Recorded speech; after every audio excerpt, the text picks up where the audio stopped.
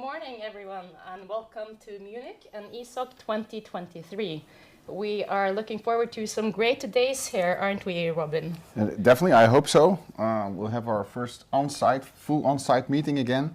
So we're looking forward to having a lot of participants active here, meeting each other, meeting colleagues, creating interactions and probably also, of course, interacting regarding science, talking about science, presenting science, but also hopefully creating new opportunities for young researchers and to establish connections. So very much looking forward to everything here. Yes, so far the weather has been quite good as well, so hopefully we can enjoy a bit of sun outside. But we will start now with a video from Munich.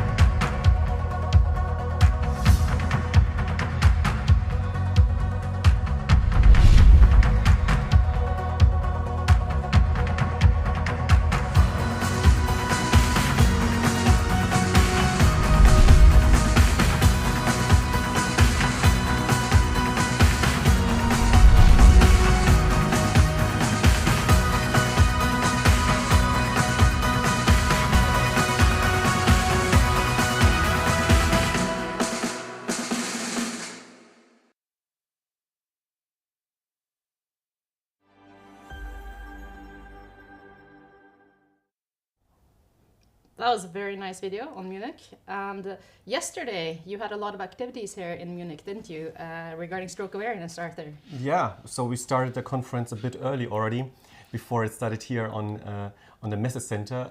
We had a public awareness day yesterday, which I was very happy that we could arrange this across actually the two universities in Munich, the Technical University and the LMU, and also with participants from rehab centers, and the German Stroke Society was also part of it, and actually a lot of visitors actually on a very central square in Munich, the Odeonsplatz. And as you mentioned, yeah, we were very lucky that also the weather was on our side. So I noticed on Twitter, I think that there was this image of a bus. So people passing by could go on the bus, or what was the bus for? So this is the Red London bus, which we used for that, which obviously is something easily to spot and also attracted, I think, many people just out of curiosity to that place. And in the bus we performed risk assessment scores and blood pressure measurements, and just also general basically counseling of patients that either were already stroke patients or were next of kin of stroke patients, or have faced it in the family. And we were also surprised how many questions there came from different areas. Yeah. Of people that were just insecure about the whole procedure, what happens if I do have a stroke. So I hope that we could provide there some information and take away some of the insecurity on how stroke service works. So you got good feedback also from the participants then? I mean, going into the bus and thereafter? Yeah, I think so. Not too many came out scared. Most of them were actually happy about the information that we could provide, and they were looking forward for this activity probably also to succeed in further Esoc meetings. I think you, as the local organizing chair, you did a great job, because this is a first for ESO to organize a public awareness campaign together with the conference, and I think it's a great idea for also future conferences. Yeah, thanks, Asa. Yeah, it was a first, and we were also excited how to organize it. So the format was not very clear, but the mission that we had behind it was that here we have now over 4,000 stroke experts in Munich from more than 100 countries. And we were a bit concerned that Munich as a city doesn't really take notice of this really special event here that we have. So we wanted to bring it actually into the city and also raise more awareness. in the general public. But I think you did also a great job because I got the pictures and messages yesterday of flags around the city with the Esoc banner, and I think that is also a nice welcome to the city. If you're not at the conference the whole time, although our program is fantastic, what would you recommend that we should see in Munich while we're here? Yeah. So I personally, I guess I will be here all the time, but I hope that also the other participants will have some time and maybe stay over the weekend. And although I like actually the Munich cliches, right? So I think it's nothing wrong about visiting a beer garden. And I think we will also do this tonight. I hope so very much, and try a local Munich beer. But I mean, Munich is really a very rich cultural city, and I would very much recommend, for example, to visit the Munich Palace, so-called residence, and take a tour there, which is really exciting. Munich has some really world-renowned museums also, called the Pinakotheken, 3 of them. And this central square, there are many museums and landmarks really to visit. So I think it's very worthwhile to take the subway to the city center and do some strolling around. And there's a very nice park quite close to the conference center where you can go for a run or a walk. And I was told yesterday you can even go for a swim in the lake. So. Well, looking at the temperatures out there, I would like to see some pictures of that. But else is from Norway. Oh, I see. Yeah, that's why you're associated with that. Yeah. So we have talked a bit about what you can do in Munich, but I think we now need to get into the program. And Stephanie, you've chaired the program committee, and can you tell us a bit about what are your highlights and what are you really looking forward to with the program of the conference? Thanks so much, Elsa. I have co-chaired the meeting with Robin, who is actually the chair. But yes, we can look forward to a really exciting conference. We have a wonderful lineup of scientific presentation, really high-level scientific presentation to be expected from very diverse fields, ranging from acute stroke care to neurorehabilitation, through prevention, genomics and biomarkers, imaging, a very, very large variety of topics. There's an amazing lineup of trials, I think a record lineup for this particular conference, so stay tuned. Really exciting news to expect on some parts of stroke that have been more difficult to show therapeutic developments in recent years, in particular ICH, cerebral small vessel disease, some really great things to look forward to. And there are also some very special features in this conference with the hands-on sessions, which are a new feature in the conference, and on topics like neurosonology, acute stroke care, thrombectomy, and of course the teaching courses, really a highlight of this conference every year. So I very much look forward to the sessions myself, and I hope everyone too. And Robin, what about you? You've both of you have spent a lot of time planning this meeting, but what are the highlights if you are to pick out some of the things you are really looking forward to with the scientific program? Well, I'm really looking forward for the debate. We've selected some nice topics which you can find in the program, where we have experts in the field taking positions, yes or no, for a particular statement. So I'm very much looking forward to that debate. I think that's it's an interactive way of looking at science. I think it will be joyful, likely, I think. And it's nice, I think, also for participants to see how there are still a lot of dilemmas where there's not really a clear answer, yes or no. So I'm very much looking forward to the debates. I'm also, I think also what Stephanie mentioned, we have a very diverse program, but also that relates to the topics that are discussed in a particular scientific session. So what we decided to do is not make like a whole basic science session, but what we try to do is to wave that into a particular session to cover everything, well, not everything, which is impossible with 5 talks, but what we try to do is to have sort of a basic science start for a particular topic, then moving into more clinical and then even sometimes to trials. So to make sure that if you are interested in a particular topic, we try to give you an overview of the whole process leading towards, for instance, a particular therapy, instead of having basic science sessions where then potentially clinicians are not so interested in, although it's very important to have some knowledge of the basic science, which is behind everything we do nowadays. So that's what we try to do, and I hope that worked out, and I hope it's appreciated by the participants. I agree. I'm also looking forward to the hands-on workshops. That's something which we could not do previous years. As you know, we had virtual meetings, and then we had this hybrid last year, where half of the participants were following online, which was great as an option because at least we still had the outreach of 4,000 participants last year. But for hands-on workshops, of course, this is very difficult to do virtually. And so we have 3 days of hands-on workshops focusing on scenarios, on ER and thrombolysis. We have a 1-day workshops on thrombectomy. And then we have one workshop on the Friday morning on neurosonology. So I think that's really nice to have these hands-on workshops. I don't think people can still register because I think they're all fully booked. But I think if this is a success, and we of course hope to get your feedback on this, but if it's a success, we will definitely do that again for the next years, because I think these are nice opportunities to work with experts in the field and get some insights how to potentially improve your care pathways related to thrombolysis, thrombectomy, or any other issues. So I like the workshops, and if I may continue, I also like the poster sessions. We have, as you notice, if you come in now, you immediately see the boards again. And so people are now putting their posters on. So this morning it was a little empty, but I think within an hour we have a full set of posters there. And so I think that's a great opportunity for any researchers, potentially, well, particularly I think young researchers, to have their work presented. They can present themselves, people can walk by and ask questions about the poster.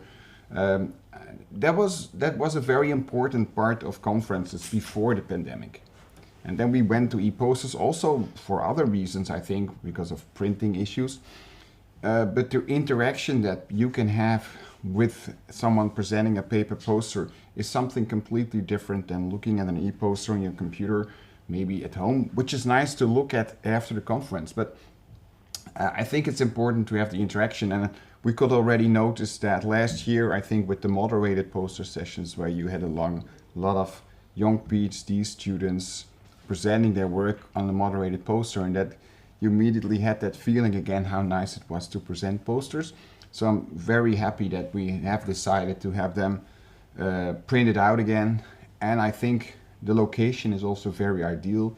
There's this very big entrance and you walk in and you see all these posters, which makes it also like a social event to have these posters viewed and presented. And it's also quite nice if you want some quiet time to walk by the posters and just look at the posters. Exactly. And it's a different feel than the e-posters. So but this is of course debated almost every year, I think, in the planning group. So you're talking about the posters. How many abstracts did we have submitted to the conference? Yeah, we had over 1,800 abstracts submitted, which was probably it's a record. Well, we know it's much more than previous years. So the Scientific Abstract Committee had a very difficult job. I think, first of all, based on the reviewers' ratings, to then decide which ones would go to scientific communications, plenary sessions, but the plenary sessions, as Stephanie mentioned, were already very packed with clinical trials, which is amazing. I think we have so much clinical trials being presented in these days. But then deciding on scientific communications, then deciding on posters, but so many abstracts, which were all a lot of them were very high quality, that we even had to still decide on e-posters to make sure that the work that we appreciated or was appreciated by the reviewers could at least also be presented then on the e-posters.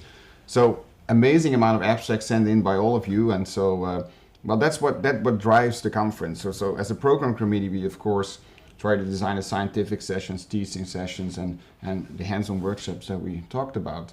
But then the science also comes from people we need the science being submitted in abstracts to fill these scientific communications.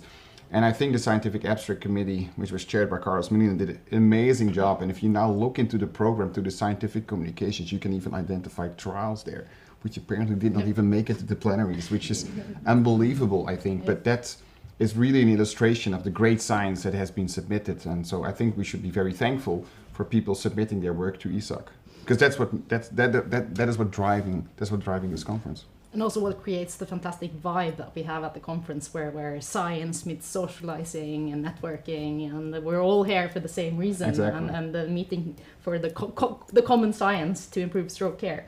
So how many participants do we have registered as of this morning? So it's I just got the recent numbers. It's over 4,100. But this is just before. I mean, the desks were just opening. So it looks like we will have this at least the same amount of participants as last year. But as mentioned, half of them were following online. So I think that will create a completely different atmosphere this year. Also, I think with the venue, which makes it fair, everything is pretty close by. So you have the rooms and then the posters and then the industry hall. I mean, everything is really closely connected. You don't have to walk very far. So it's very easy to interact with your colleagues, meet new friends. And so I think that's very important also for a conference. And that's one of the main reasons I think we decided to have this really as an on-site event. I mean, the reason why we are here is, of course, to listen to science and to potentially present science, but also to meet friends and to have these interactions with colleagues and also maybe create new collaborations. And that's what we do at a conference. And so, and having that amount of participants will probably enable that social interaction that is needed. Absolutely, and I think I also want to highlight some sessions. We have a talk on sustainability in the plenary session, opening the plenary session tomorrow, and we also have a joint session with WHO, which is one of the first that it will really trying to put stroke on the agenda globally and with the WHO. So those are two very important sessions here. And I also think we need to say we have over 100 participants from Ukraine. Yes. Which we are extremely happy about. And we can notice by the flag you're wearing. Yeah. And it's great to be able to support our Ukrainian colleagues in a where they are working now in a very difficult situation. So great to have them on board and on site. Yes. So I think we are getting to the end. I think we have a lot of nervous people coming to the conference this morning, and perhaps not just to give their first presentation, but especially those giving their first presentation, oral presentation. Arthur, what would be your advice to the people who are now have a bit sweaty palms and a bit nervous about their presentation? I think that's a great attitude to actually approach this conference, and I fully agree and embrace everything that also Robin said on I think the emphasis that Esoc this year put on interaction and communication. I think this is really the spirit of such a big conference in a field, and it's really the chance now, particularly for young stroke researchers, to get out there and interact with the senior colleagues, maybe with the people that they looked up to, not only from papers, and don't be shy, just approach them and chat with them over a coffee. Or maybe a beer in the evening. I think everyone is very friendly here and just looking forward to exactly those interactions. Yeah. And Stephanie, what would you? Esoc is definitely the best forum to learn for young investigators, and so they're warmly welcomed, and we look very much forward to the interactions. So don't be nervous, you'll meet a lot of passionate people who will help you move forward in your career development. So it's a wonderful opportunity, and do seize it. Absolutely. I think that is the thing. You are among friends here. Absolutely. Even if you're challenged with questions, you are among friends, and it's a learning experience. So, Robin. Well, the final words would be just to go out there and so look into the program. It's likely going to be difficult to go to everything that you would like to see. As you know, we have 8, 9 or 10 parallel sessions, so you have to make choices which are going to be difficult at sometimes. Of course, we have the plenary as the only item when we have the plenaries, but so maybe go into a particular session and follow the whole topic, or look into the program and identify the nice slots that you would like to look at. And just enjoy the conference, I say, not only here for the science, but as Arthur mentioned, also go out there. Absolutely, and I think on that we will end. I'm Elsa Sandset, and I hope to see you in the venue, and have a great day and a great conference. Yes, enjoy the conference all. And thank you for attending.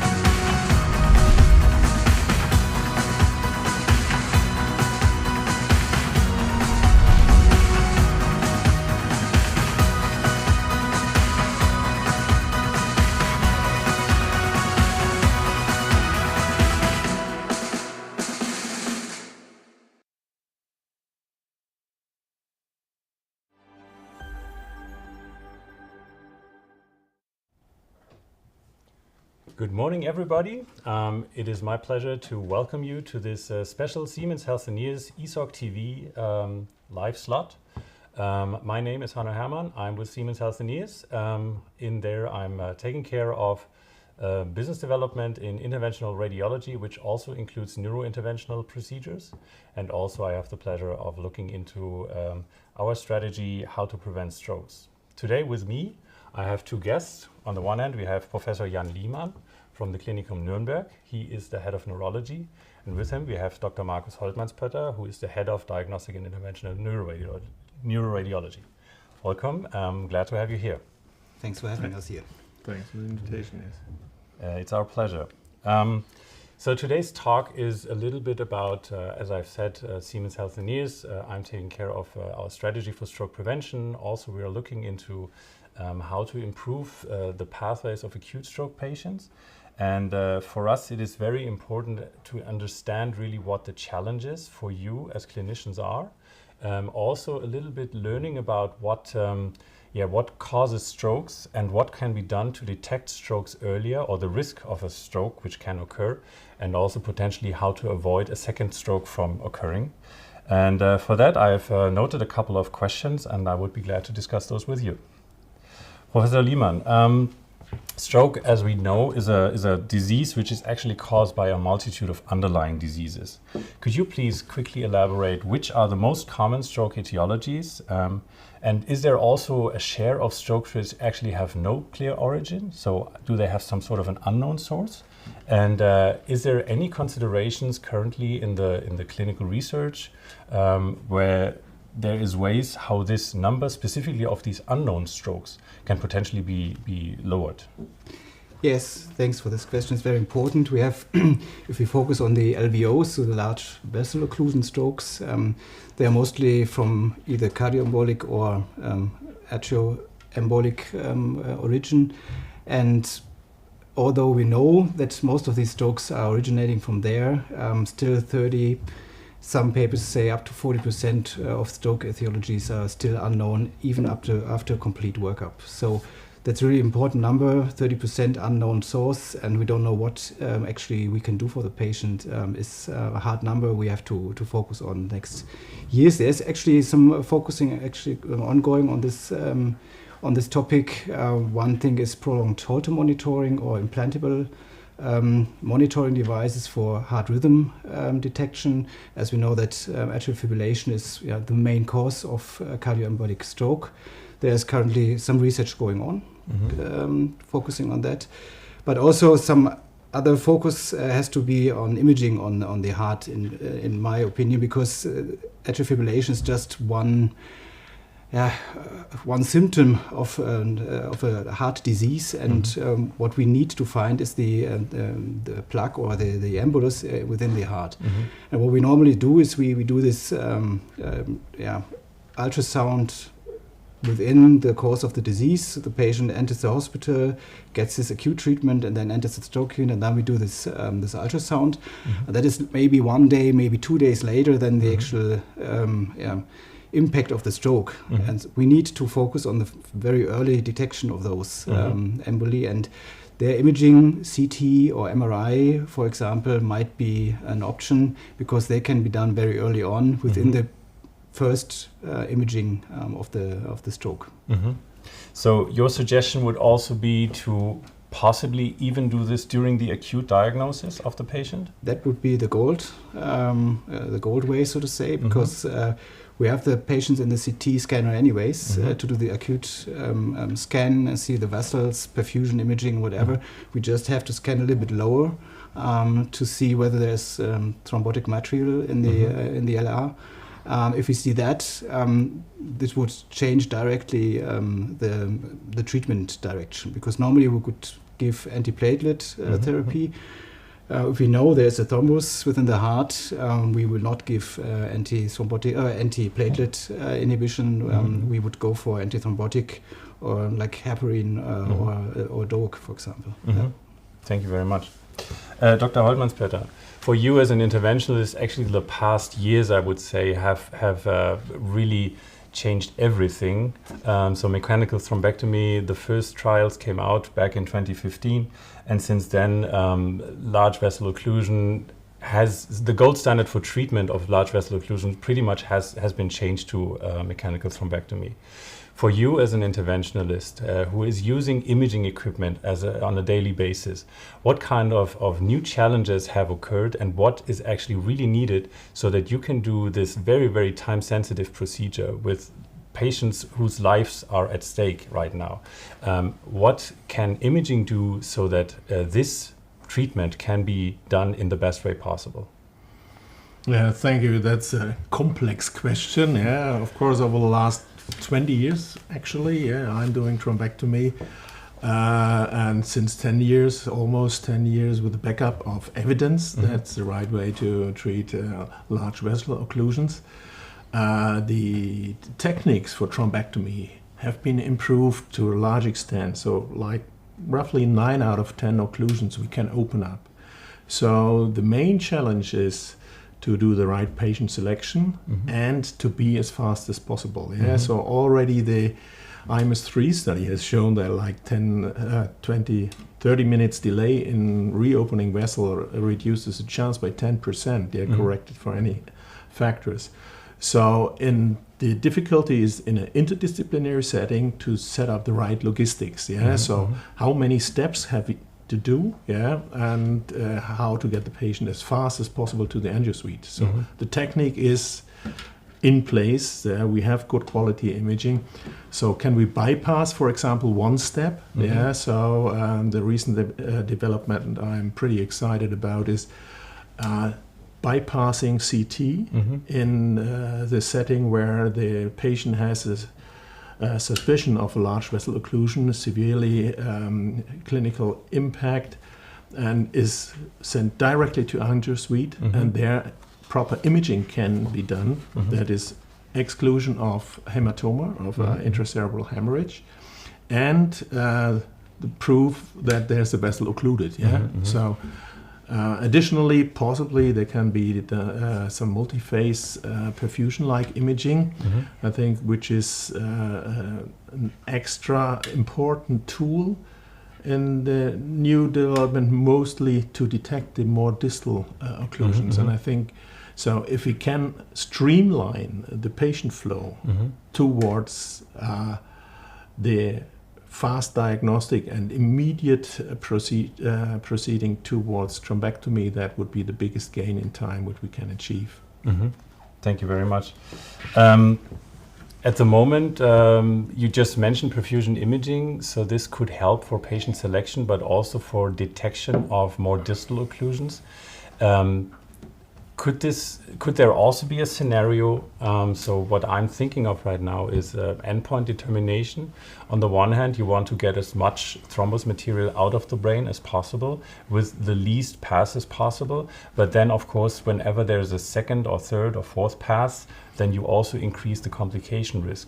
Could you imagine that there is a case where you also would find a patient who doesn't look perfect on angiography, but on perfusion actually is fine already, which could also help you stop the procedure at that point? Well, it's pretty difficult to say with the data available now. Yeah, so there are ongoing trials. So the one trial, tension trial, and other trials have shown that even with a large infarction, there's a benefit in the patient. The other trials are going on with already successful thrombectomy, and angiography looks nice. That additional tenecteplase or alteplase IV improves further the outcome. So there are minor changes there, and not just the macroscopic angiographic image is decisive and the time, but also on the level of microperfusion, and I'm sure Jan Lehmann can answer these questions much better on that level. I think there's a lot of chances to for further improvement of patient treatment. But it's maybe, that has to be shown then, perfusion can give some answers in selecting the right patients for escalation of thrombectomy for further IA or IV thrombolysis. Thank you very much. Professor Lehmann, we just talked about large vessel occlusion, but of course there's many more strokes, and it doesn't always end in large vessel occlusion and thrombectomy. But in general, when you have an acute stroke patient, and we just heard one possibility to shorten the time to treatment would be inside the hospital. But when a patient actually is suffering from a stroke, could you describe a little bit the challenges and also the situations the patients often find themselves in when the symptoms set on until they actually reach the hospital and the treatment is initiated? And also, what kind of ways would be available to also shorten time to treatment in this case? So is there anything which we can support so that, for example, treatment can start even outside the hospital? So what kind of challenges are paramedics, doctors, patients faced with outside the hospital, and how can we really help also as a medical technology provider to really shorten the time until the treatment finally starts? Yeah, thank you for this question. One challenge is time to hospital, time to right hospital would be the correct answer, I think. For time to right hospital, you need time to diagnosis or the right diagnosis. So what we need is, that is something the paramedics need. They need scores or something at hand where they can prove their diagnosis or reassure their early diagnosis they have. So communication is one big factor. So a possibility for the paramedics to communicate with doctors in hospital, with specialists, for example, would be one way. The time to diagnosis and time to right diagnosis could be improved very early on. And then you can choose the direction the patient goes. Is it really a stroke? Is it something else? And that limits you to a few hospitals where the patient can actually be treated the best way. You don't always need the thrombectomy center, because if you see, okay, this is probably a stroke, but the symptoms the patient is presenting, they're not really typical for large vessel occlusion, and that experienced neurologists in a lot of cases can already say by just examining the patient, and their telemedicine would be one way to go for. Then you can leave the patient in the next neurological department where thrombolysis and the imaging and the whole other stuff can be done. On the other hand, if you see that there's a patient, cortical signs, whatever, who most probably has either a large bleeding, needing at some point of time neurosurgery, or needs an LVO reopening by the neurointerventionalist, then the direct way to the right hospital, so to the thrombectomy center, would be possible early on, and bypassing possibly, I know that's a difficult question politically also, the small stroke center and directly entering the big stroke center. So communication is one big field where we definitely need new devices, new technologies and software where we can easily communicate with the paramedics. With the smaller hospitals, if they have questions, there's already some approaches within the networks, the stroke networks. We also have in Nuremberg, but this can be largely improved, yes. Okay, thank you very much. We also just heard that imaging is of essence. You need to exclude a hemorrhage in the brain. One way of addressing this is the so-called mobile stroke unit. What is your take on this possibility? That is one approach which is definitely worth to go further for. In my opinion, it's not fitting to every geographically or geographic surrounding. So in some cities, Berlin, for example, this might be an option. I think in more rural areas where you have large areas you have to drive to, this might be a bit difficult, because if the stroke mobile is out to the one end of this area and the next stroke is occurring in the other end, you would need a lot of stroke mobiles to actually cover all these regions, whereas in Berlin, for example, the regions are smaller and you end up with 2-3 STEMO mobiles, which they have already. But their telemedicine with online systems, for example, on a normal mobile would be, I think, the easiest way, and not necessarily that you have a CT scanner on the car. Understood. So communication is more crucial than having the imaging right away. This largely depends on also the geographical setting. And but it would be a huge help if, for example, you as a neurologist in the hospital would be able to communicate with the paramedics on site and with the patient, maybe even so that you could even do a diagnosis at least remotely. I think both ways are feasible, but it depends on where you actually want to apply them. Very good, thank you. Dr. Holtmannspetter, we just heard about brain hemorrhage. I mean, this is also a type which, it's a bleeding which oftentimes causes a stroke, but usually comes from completely different backgrounds. One of which is, for example, aneurysms which rupture. There I would be really interested, I mean, an aneurysm is a completely different disease than ischemic stroke. What kind of challenges do you have in identifying the patients which need treatment? I mean, there is certain ways of treatment, and some of the patients will maybe just be getting medical treatment, but then there's also patients which are eligible for interventional treatment. So how do you decide on which patients need which treatment? And is there anything which you could wish for, which you could hope for, that would actually make this decision between should I treat a patient or not, and maybe also what keeps you from treating a patient, where we could help as an imaging provider? Well, the main thing is risk stratification. Yeah. So if unfortunately there's a risk in treating aneurysms, we've become much better. 10 years, 15 years ago, I consented patients for a risk for neurological complications from like 6 to 8%. Now it's down to 2.4, 2 to 4% in average. But that's the problem. And then how to stratify rupture risk for an incidental finding. That's still our main difficulty. There are scores around, FACES score, there's a Esoc study, but none of those scores and those studies really mirror the reality perfectly. They're just adjuncts to find the way. So the size of the aneurysm, the location of the aneurysm, and then some additional factors like some very rare genetic ones, which usually play only a co-role, but main risk factors, hypertonia, arterial hypertonia, and smoking. So these are the most important factors for aneurysm rupture. So what do you tell a patient who is 30 years with a small aneurysm where you don't actually know the risk of rupture, and what do you tell a 90-year-old patient with the same aneurysm?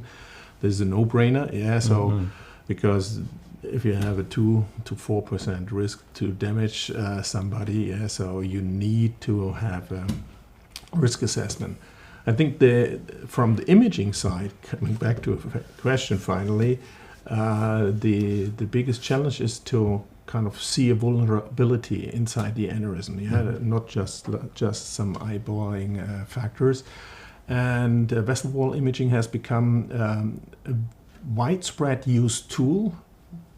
Many physicians use that to get a better idea on it. So if you have the intention rather not to treat because you think the risk for rupture is not very high, you try to support that decision with vessel wall imaging and see, okay, there's no contrast enhancement.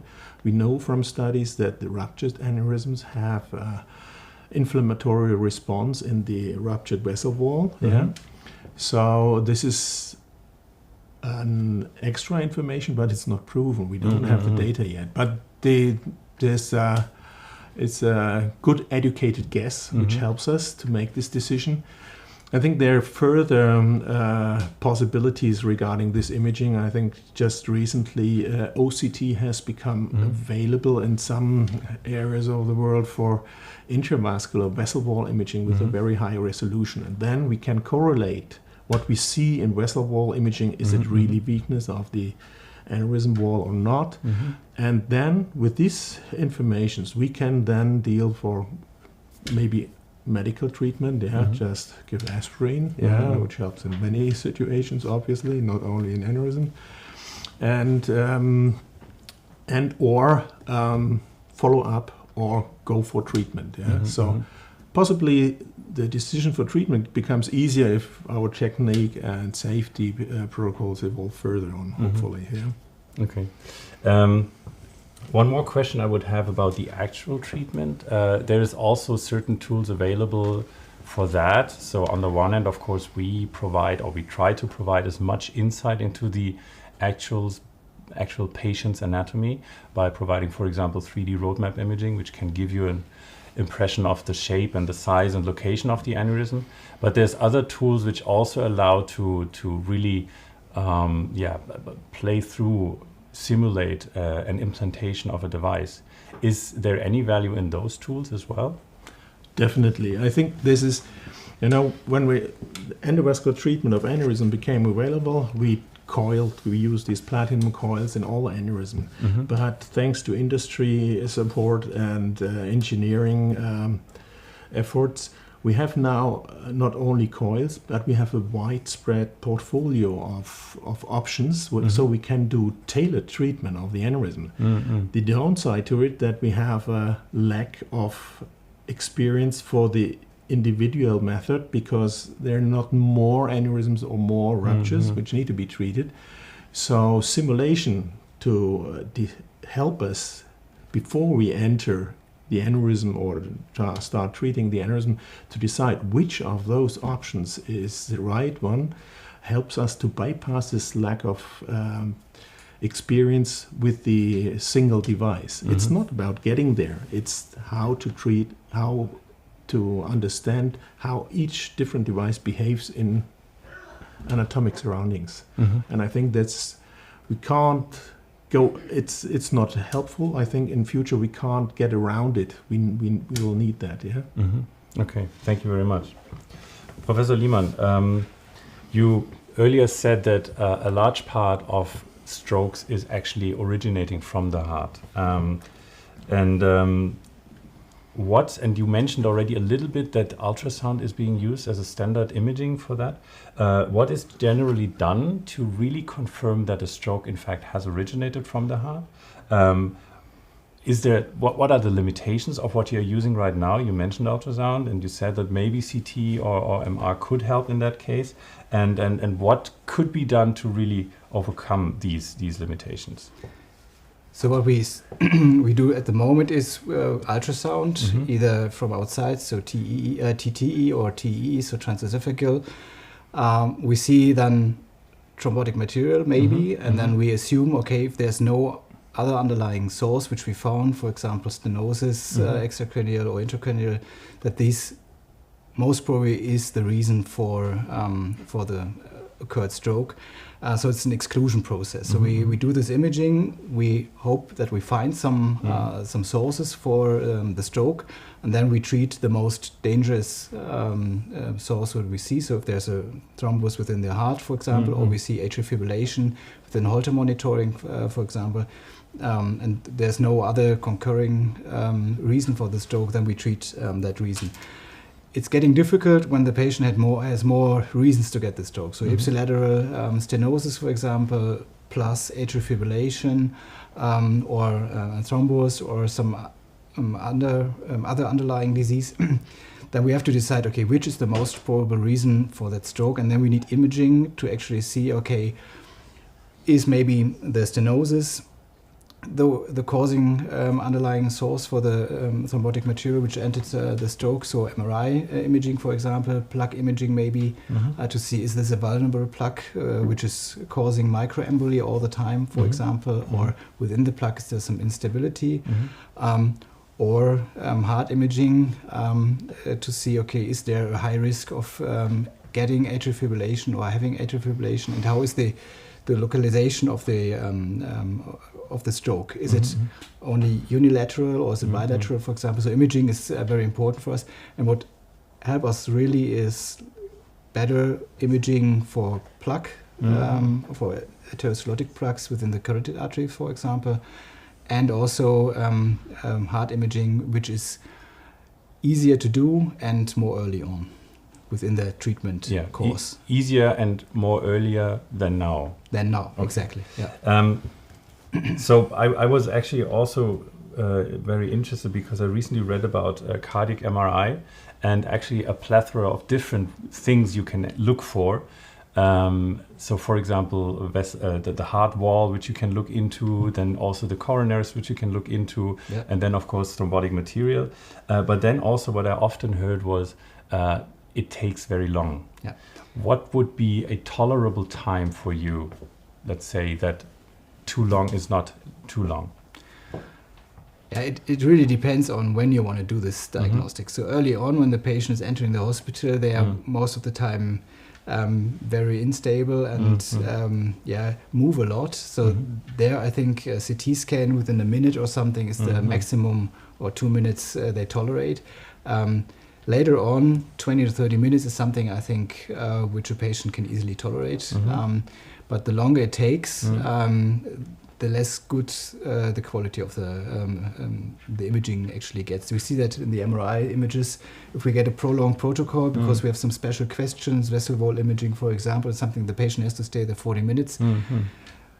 And a lot of times the patients get very, movable in the end, and so the pictures get blurred, and we don't get the detailed information we actually would get if the patient would stay there very still, and the whole thing would only take 10 minutes or 20 minutes. So 20 minutes, maximum 30 minutes, I think. Thank you. Dr. Heldmanspetter, actually we have time for one last question. We just heard also about plaque imaging in the carotids. So at the moment there is different ways of doing that. Would you please just briefly go into the limitations of the current imaging of specifically plaque? And also there is, for example, photon counting CT, which was recently released. Is there anything you could expect or hope for that this new technology could help you with?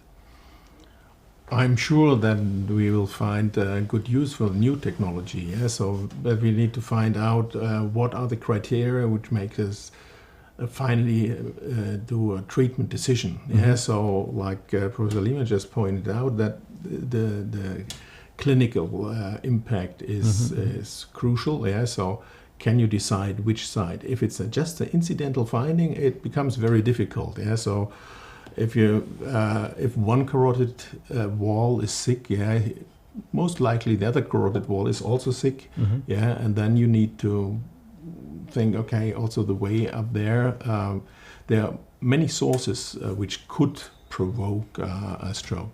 If you have a symptom which gives you direction, okay, look there, then I think it's very helpful when we can make a decision. This is a vulnerable plaque by MR or by the new CT technique, to make this decision, to make a differentiation between it could be just a plaque, which is asymptomatic with a so-called cryptogenic stroke, and then we go for treatment and we treat the lesion and we feel safe, but the patient is not on the safe side yet because his stroke origin or risk comes somewhere else from.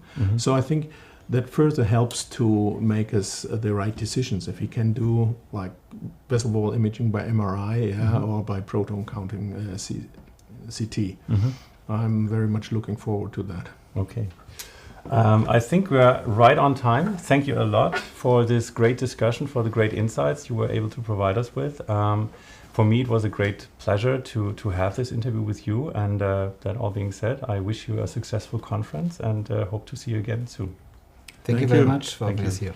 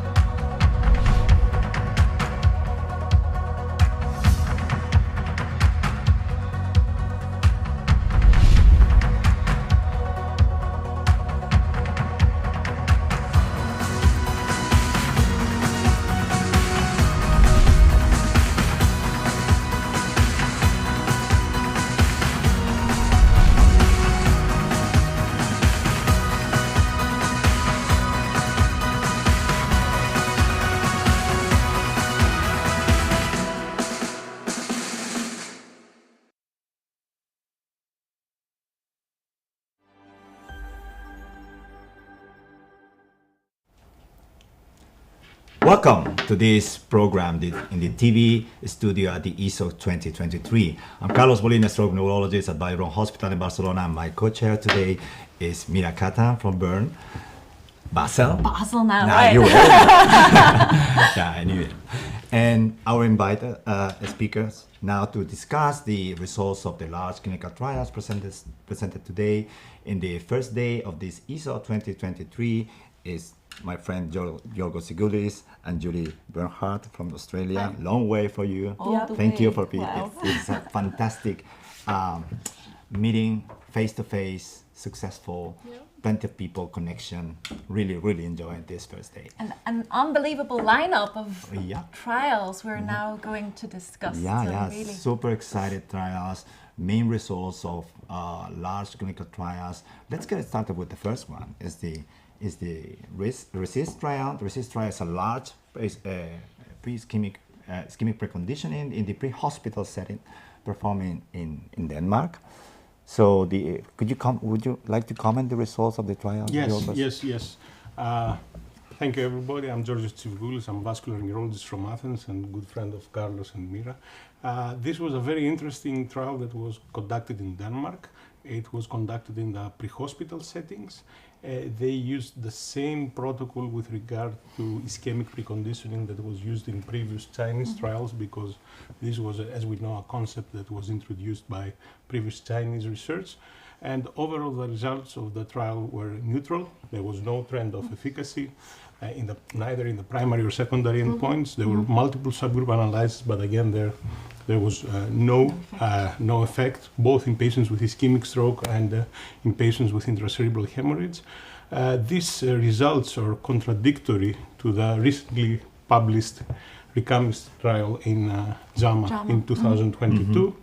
So I think that we need to reflect more with regard to the translation of clinical trials coming from China into European, Australian, or North American clinical settings. Not automatically generalizable. Exactly. Yeah, it's a different setting, different standard of care, the pre-hospital setting, different training. We were talking about that, the different training that they have in Denmark compared to the Chinese different population. risk factors, right? Different populations. Absolutely. But it is something in Denmark, it is an intervention that they're already training their therapists to do in the hospitals. So that is something, and that was 5 years ago when I was in Denmark.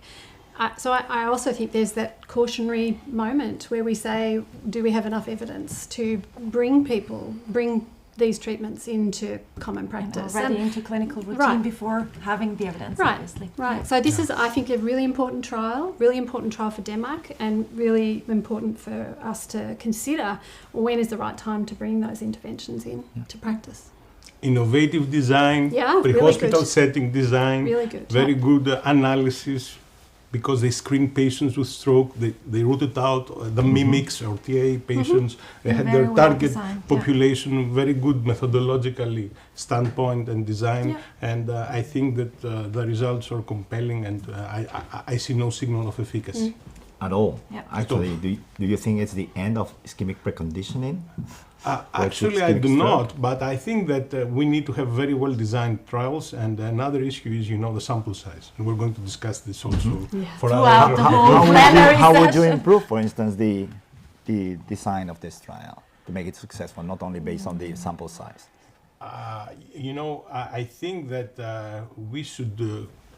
I don't have access to the data, but maybe they should perform some post-hoc secondary analysis and see perhaps some subgroups where is a signal of efficacy, and they should base their sample size estimations on actually European data, not on Chinese. And I think they're planning that. Yes.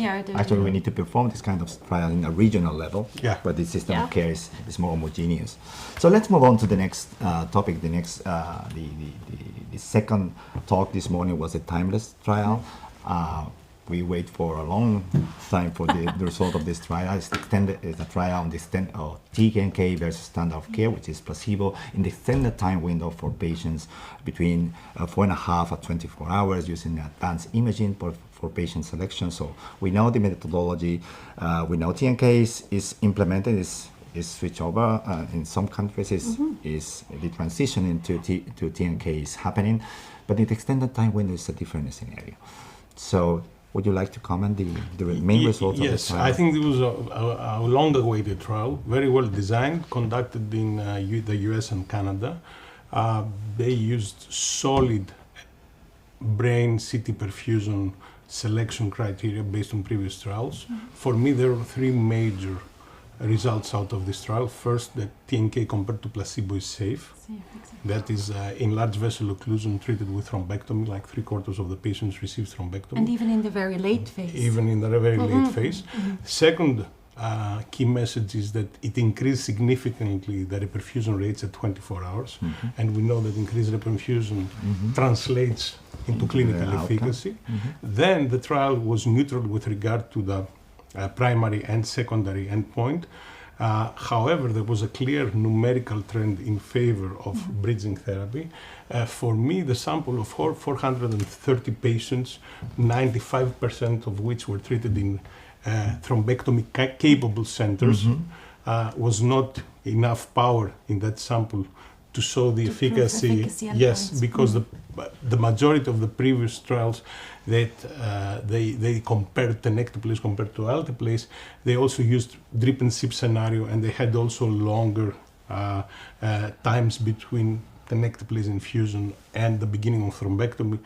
Although in this subgroup there was no difference, I saw the secondary analysis, but I think this should be something that we need to address in future trials. So these were the three main messages for me. Yeah, actually, I think regarding safety, so I will be cautious because 96% of patients were randomized in a comprehensive stroke center. It means it's mothership.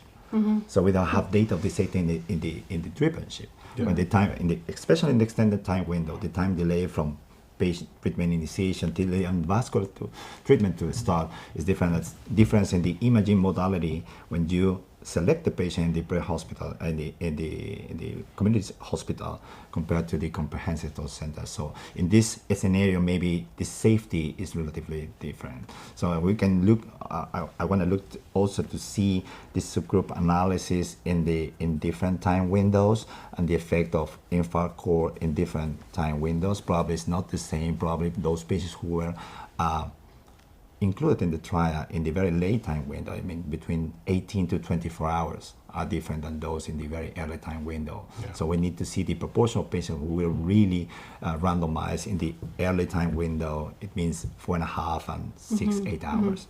Yeah, I just want to mention that this is the second trial after twist. Of course, different population, different patient selection, of course, but again, delayed time window. Tenecteplase versus placebo, again, no signal of increased harm with tenecteplase. So underlying the safety in a larger proportion of patients, exactly. So next would be I think it's promising not only for TNK but for other thrombolytics that are coming in the future. Absolutely, absolutely. Give us this safety net that in this environment, especially in comprehensive stroke centers, the treatment seems to be safe. So let's move on to the next one. The next one is Precious. Precious, European Precious. Large. It's a large trial. So unfortunately, the trial was not ended at the sample size they estimated at the beginning. It was a European-funded project, a large, huge collaboration, different countries at the European level. So they tried to respond the question of if they combine different treatment, metoclopramide, paracetamol, and the other one was? Ceftriaxone, antibiotics, you can improve outcomes with this combination. So it's a combination of different types of combination of these different drugs. And they did the factorial design. The factorial design, 2x2x2 design. It was theoretically hype, people really talk about it from a methodological point of view. What is your take on that? I think it's a good approach. If you're uncertain and you want to look at combinations of treatments, it's a good design. I think the design is attractive. The design is attractive. I think it's one of the first trials that put in place this kind of platform, 2x2x2 design. but also when you see the balance of the treatment are very unbalanced. So 10% just were randomized to paracetamol, I think, or metoclopramide. So there is some imbalance, although the sample size was calculated 3,000 and they have just one finding because of the lack of funding. Yeah, I think that obviously it was a very ambitious project and an interesting design. I think from a design point of view, it was really very interesting. But the issue was also, in my opinion, a bit about the control, which a lot of patients within the control arm actually got those treatments, and that might have diluted some of the effect, I guess, even though, as you all said, it wasn't the targeted sample size.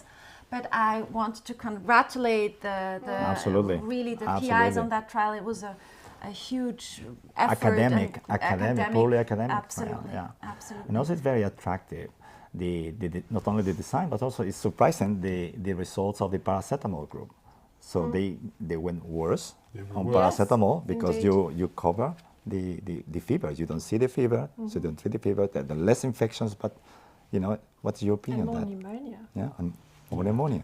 Yeah, I think that this is a very correct observation, and it was contradictory to what the investigators had originally thought, that like treating proactively with paracetamol might be helpful. I think the explanation of Carlos is very clinically plausible. And again, we see that the benefits of the stroke unit or those that improve the outcomes. So you have a very dedicated stroke unit, very well organized, then doing a lot of prophylactic measures. Not worth it. Yeah. And it also costs money, right? Yeah. Because these are cheap medication, but That's again, it will cost you money. And in the end of the day, seeing all the clinical outcomes, I saw that with the antibiotic treatments, you had less UTI, urinary tract infections. Which makes sense. But these are not the infections. Outcome related. Exactly. These are not outcome related. Exactly. And no effect on pneumonia. For me, this is the but most I think important. the problem also with pneumonia is the definition of pneumonia after stroke, which is not that simple. So the gold standard for the endpoint of pneumonia is a tricky one after stroke, because usually the definition, when you use the CDC criteria, you have fever, you have leukocytes, and so on, which might all appear also just by the stroke itself, like having central fever, not being indicative of having a bacterial infection. So that's also a tricky part of the study. But I think it was really interesting. But we go on and have much more nice lineups. And there was the Elan trial. So our first positive trial here at the Esoc. I think I was really excited to hear the results. The Elan trial is also an investigator-initiated, large European, beyond European trial, so it was really all over the globe. Many centers participated, and they looked at the effect of early versus late oral anticoagulation in patients with acute stroke and AFib. And they found that we can treat early. It's safe to treat early. And they found other things, but what was your take? You were... First of all, I think this is a very innovative trial in terms of methodology. This was not a superiority trial, this was not a non-inferiority trial, because there was no randomized evidence to assess treatment efficacy between treating early and treating late. So the investigators, they had a sample of 2,000 patients, and they actually projected the rates of the different outcomes, and they expected not to be able to find efficacy in terms of superiority, but give us some clinically meaningful information with regard how we should be treating our patients. So this is one of a kind. I cannot recollect another trial with this innovative design, and I really want to read the paper in New England that has just appeared. No p-values. No p-values, exactly. Just treatment effects and 95% confidence intervals. So congratulations also to Urs Fischer, who masterminded the trial, and also to his statistical group for this innovative statistical methodology. So for me, there are two very clear messages. First of all, starting anticoagulation early using imaging-based criteria, and I'm not going to go into detail about the imaging-based criteria, but they're available in the publication and in the recent Esoc guidelines. It is safe, it does not increase the hemorrhage, right? The hemorrhage rate was very low, only 2 symptomatic intracranial hemorrhage in the early and 2 symptomatic intracranial hemorrhage in the late group, so This is very clear. And then there was about 1% reduction in the composite outcome, including ischemic vascular events and bleeding events. So this is important because these are like thousands of patients, and now we have something, NOACs, that we can treat them early, which appears to be safe, and it appears also to be more effective in terms of the outcome events. One important caveat, the majority of the patients had minor stroke, right? We need to keep that in mind. And I think that what is very important is to take into account in our treatment algorithm the imaging criteria. Yeah. So what do you say? What is your take also on I think we need to move to the next trial. Yeah, so time's sake, yeah. So Yeah, we're for time's talking, sake. we're going to be in, also on the secondary prevention line. So we want to talk about Arcadia, also a long-awaited trial, very innovative design to guide based on biomarkers, patient selection within the ESUS population to kind of detect those with underlying atrial cardiopathy who might benefit from oral anticoagulation versus antiplatelet. And unfortunately, it was neutral. I didn't anticipate that. I'm really into that theme as well myself. Nice. What's your take on the results? So it was neutral, but I mean there were, as always, design questions about and things I you think can more discuss. than the design, I like the design. The problem is when you see the results, the main result that captured my attention was the low rate of echocardiographic patients who were randomized using echocardiography looking for a large atrial enlargement. I think it's critical. This is the basis of atrial myocardiopathy. And this is one of the reasons of the failure. So the population were not selected on these criteria. So the level of atrial disease is relatively low, and it accounts with the main It might results. be the burden of underlying atrial disease was just too low. Too low. And then maybe the effect then on the long run is also And just an focus issue. on cryptogenic. and Why to- not focus on the rest of a stroke? I think it's the next. That's the next thing, yeah.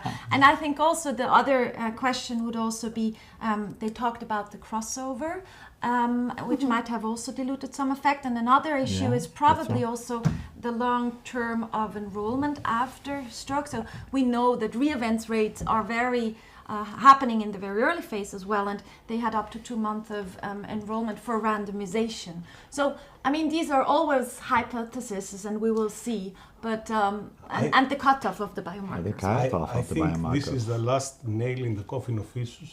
We should forget ISUS. ISUS is a theoretical construct. Right. It's Absolutely. not clinically relevant. We You're have right. now 4 trials I based on the totally agree. construct.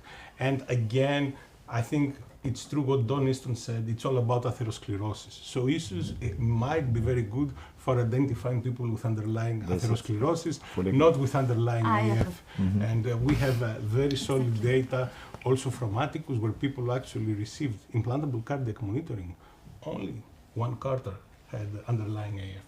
So it doesn't matter what criteria you use, the moment you go to ISUS. So we have to change our minds as neurologists, not just focus on the stroke subtyping and thinking that the next stroke, the recurrent stroke, is going to be the same stroke subtypes. Right. That's the problem. And also that, you know, the data we know that in small vessel stroke and large vessel stroke, AF, underlying AF, is exactly the same rate as with cryptogenic stroke. and we know that now. Exactly. Yeah, so that's another thing. So So, but stop let's lumping. move on, I guess. We're all getting so excited. Maybe so you need to change the to us the topic, yeah, I think not, so. not the topic. Oh, you mean the right? Yes. Are we on the way? Yeah. So, I think so we just are. but one last word because I think it was so important as well.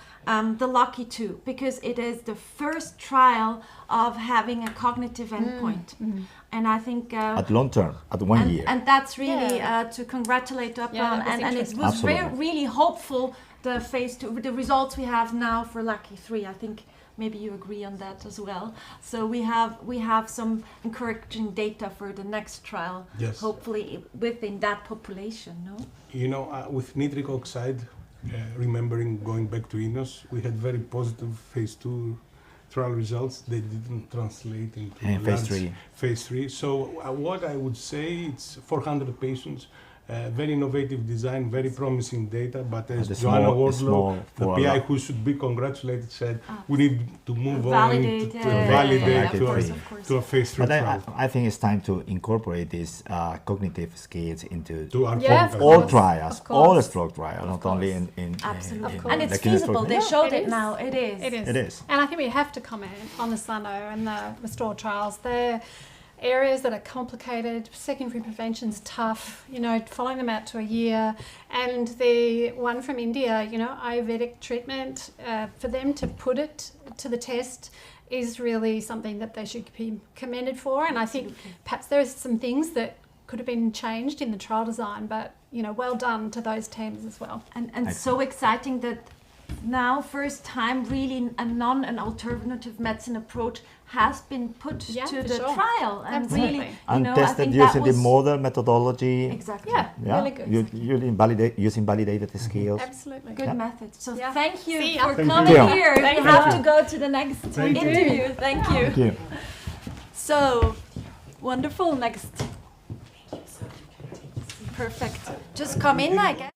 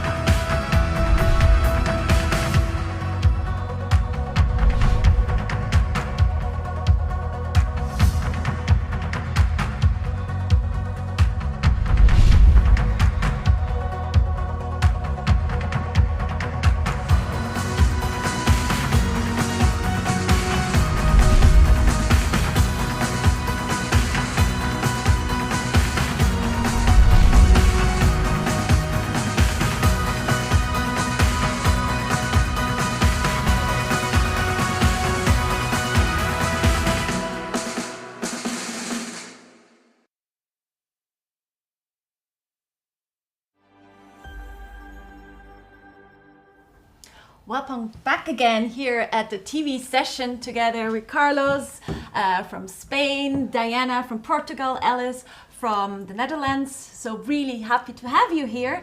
And Thank you. we are going to talk about a bit the more younger stroke physicians in our Congress in ESO and what we can offer them. And I think one of the really highlights of the conference actually is also the young physician researcher workshop you did today, So maybe we might comment a bit on what happened and what were the highlights probably.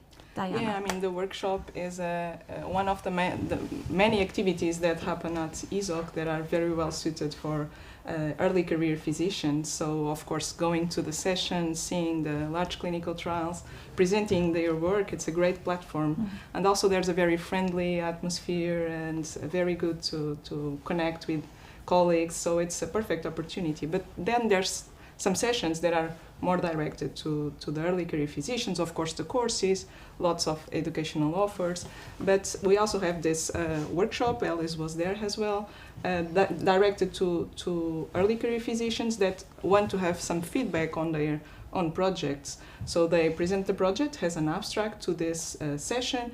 Usually it is an ongoing project or a project that is being planned, and they receive feedback from mentors that are at the session, senior international renowned experts in the field that provide comments.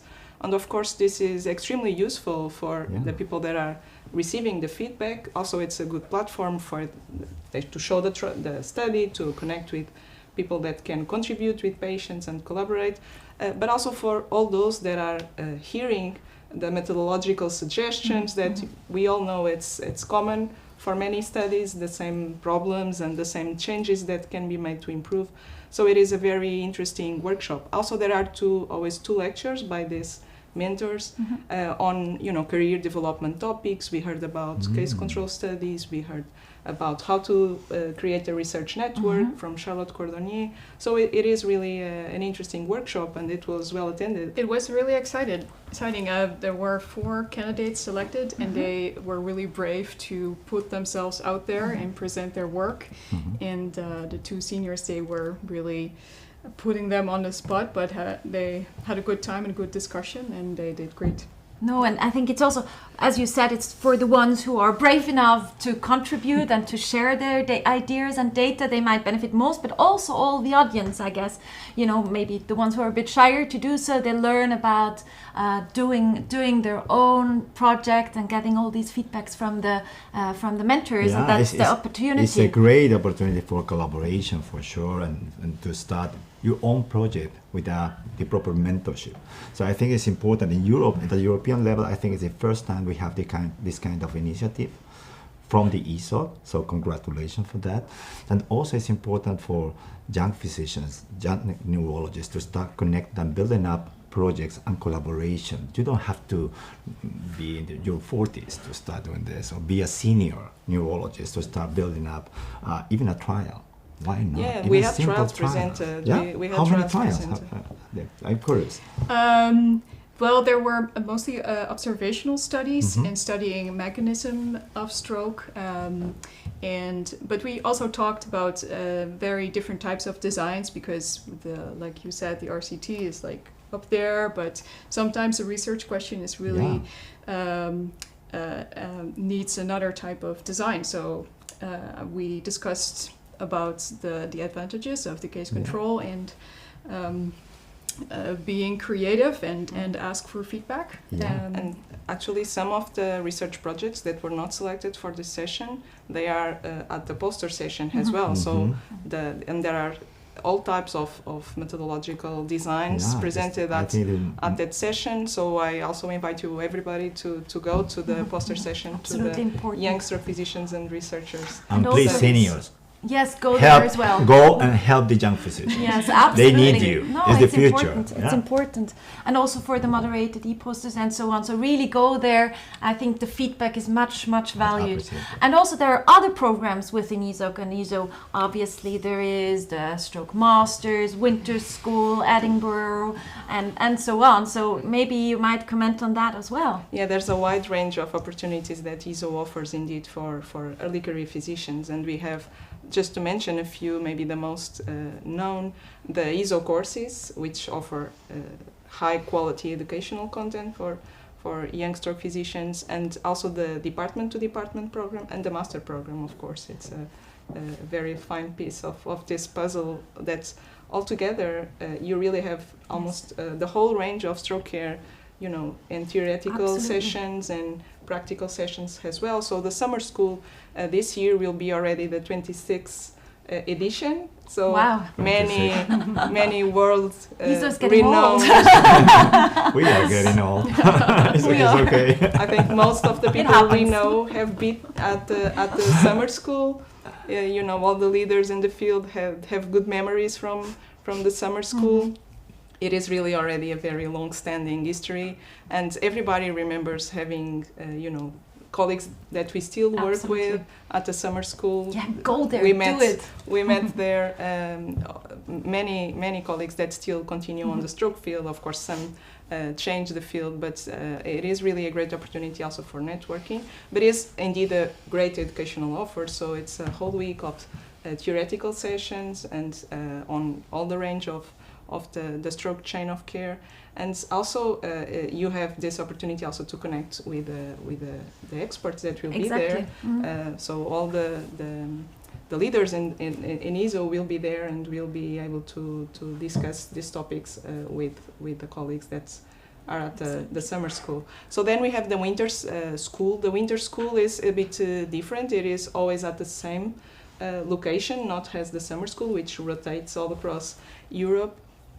The winter school is always in Bern, which is a pioneer stroke center in the field of intervention, and it is very much directed to intervention in stroke and acute stroke, and that's why people should apply together, a stroke physician and an interventionalist, really to promote the connection in the team from the early career people in that hospital, and also because there are sessions that are common and sessions that are directed only to stroke physicians or to interventionalists. It has also more practical sessions, more hands-on, more clinical cases discussion. It's really an interesting workshop as well. And I think it's also very good for the collaboration, you know, to understand both sides. So the neurologist better understands the interventionalist and vice versa, and learn from each other from a very young age on, together as a team. Especially learn from each other. So a bunch of neurologists are right now training on interventionalists. Or So even like there's that as well. in different countries. So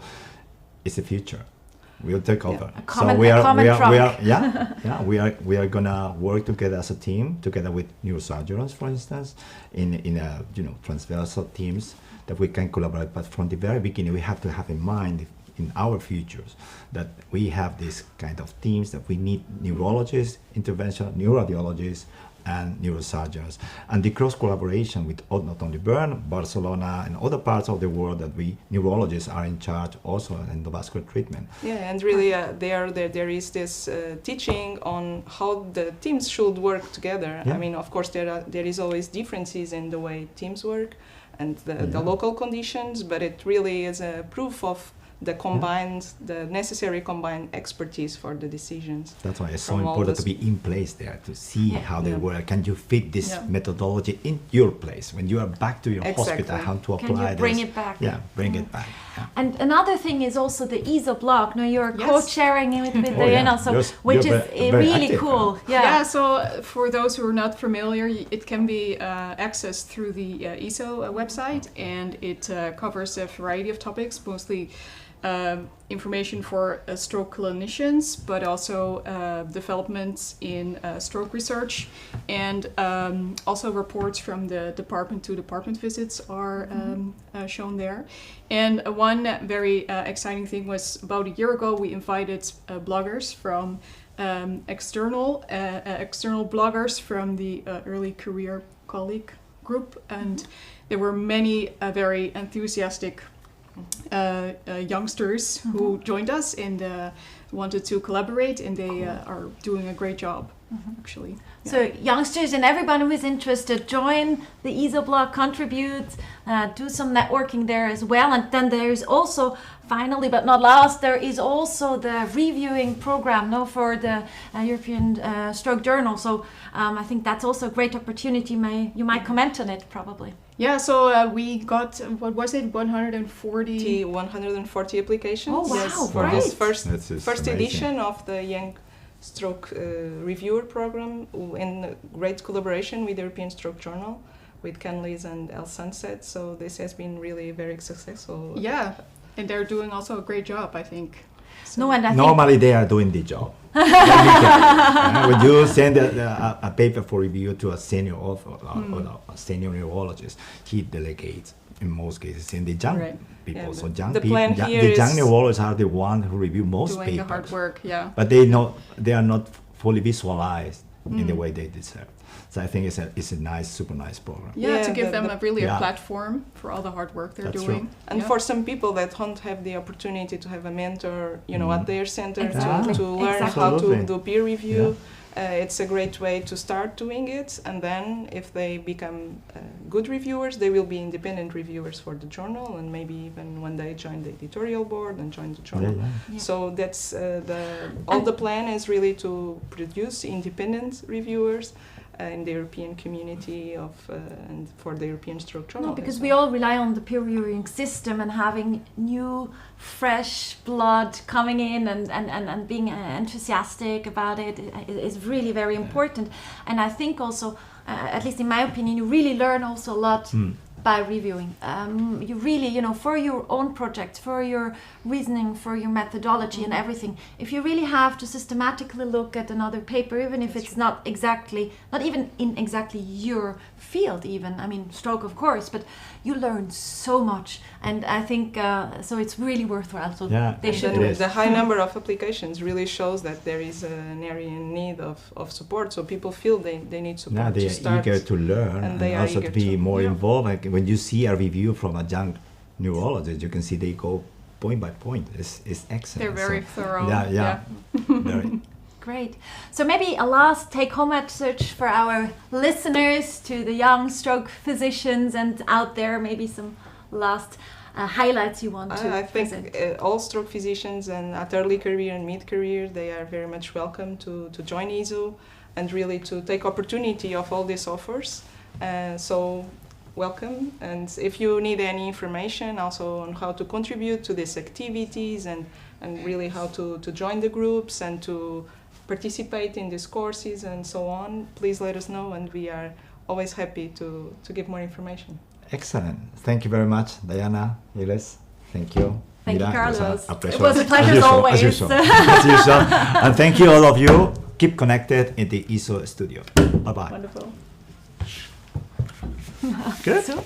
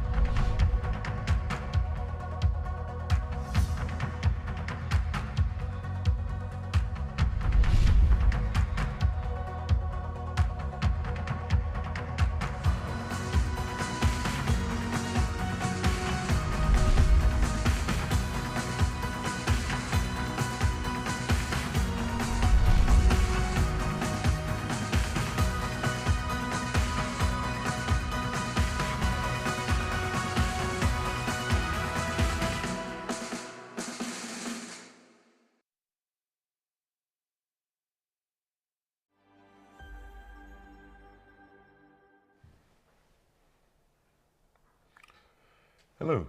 So I'm Mihir Vyas of Apoplex Medical Technologies.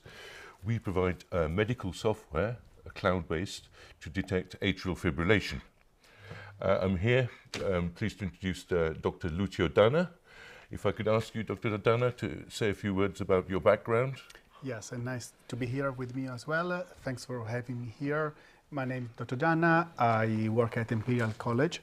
I'm a consultant and neurologist and in stroke medicine, and I also have an honorary senior lecturer position at Imperial College. Excellent, excellent. So you certainly know the stroke business. Now, I understand you did quite an extensive study a couple of years ago, which subsequently was published in the British Medical Journal. I wonder if you could expand on the reasons you did the study, how you did the study, and anything that you'd like to talk about the results. And we can go on to talk about the results. It would be a pleasure. Yes, our study focused on the management of the patient with a transient ischemic attack, TIA. We all know that the importance of the TIA stands with the risk of stroke recurrence, because there is a 30% of patients that can have a stroke after TIA in the short term. Therefore, it's very important to set up the best management in this patient with the right technology in order to prevent new strokes after a TIA.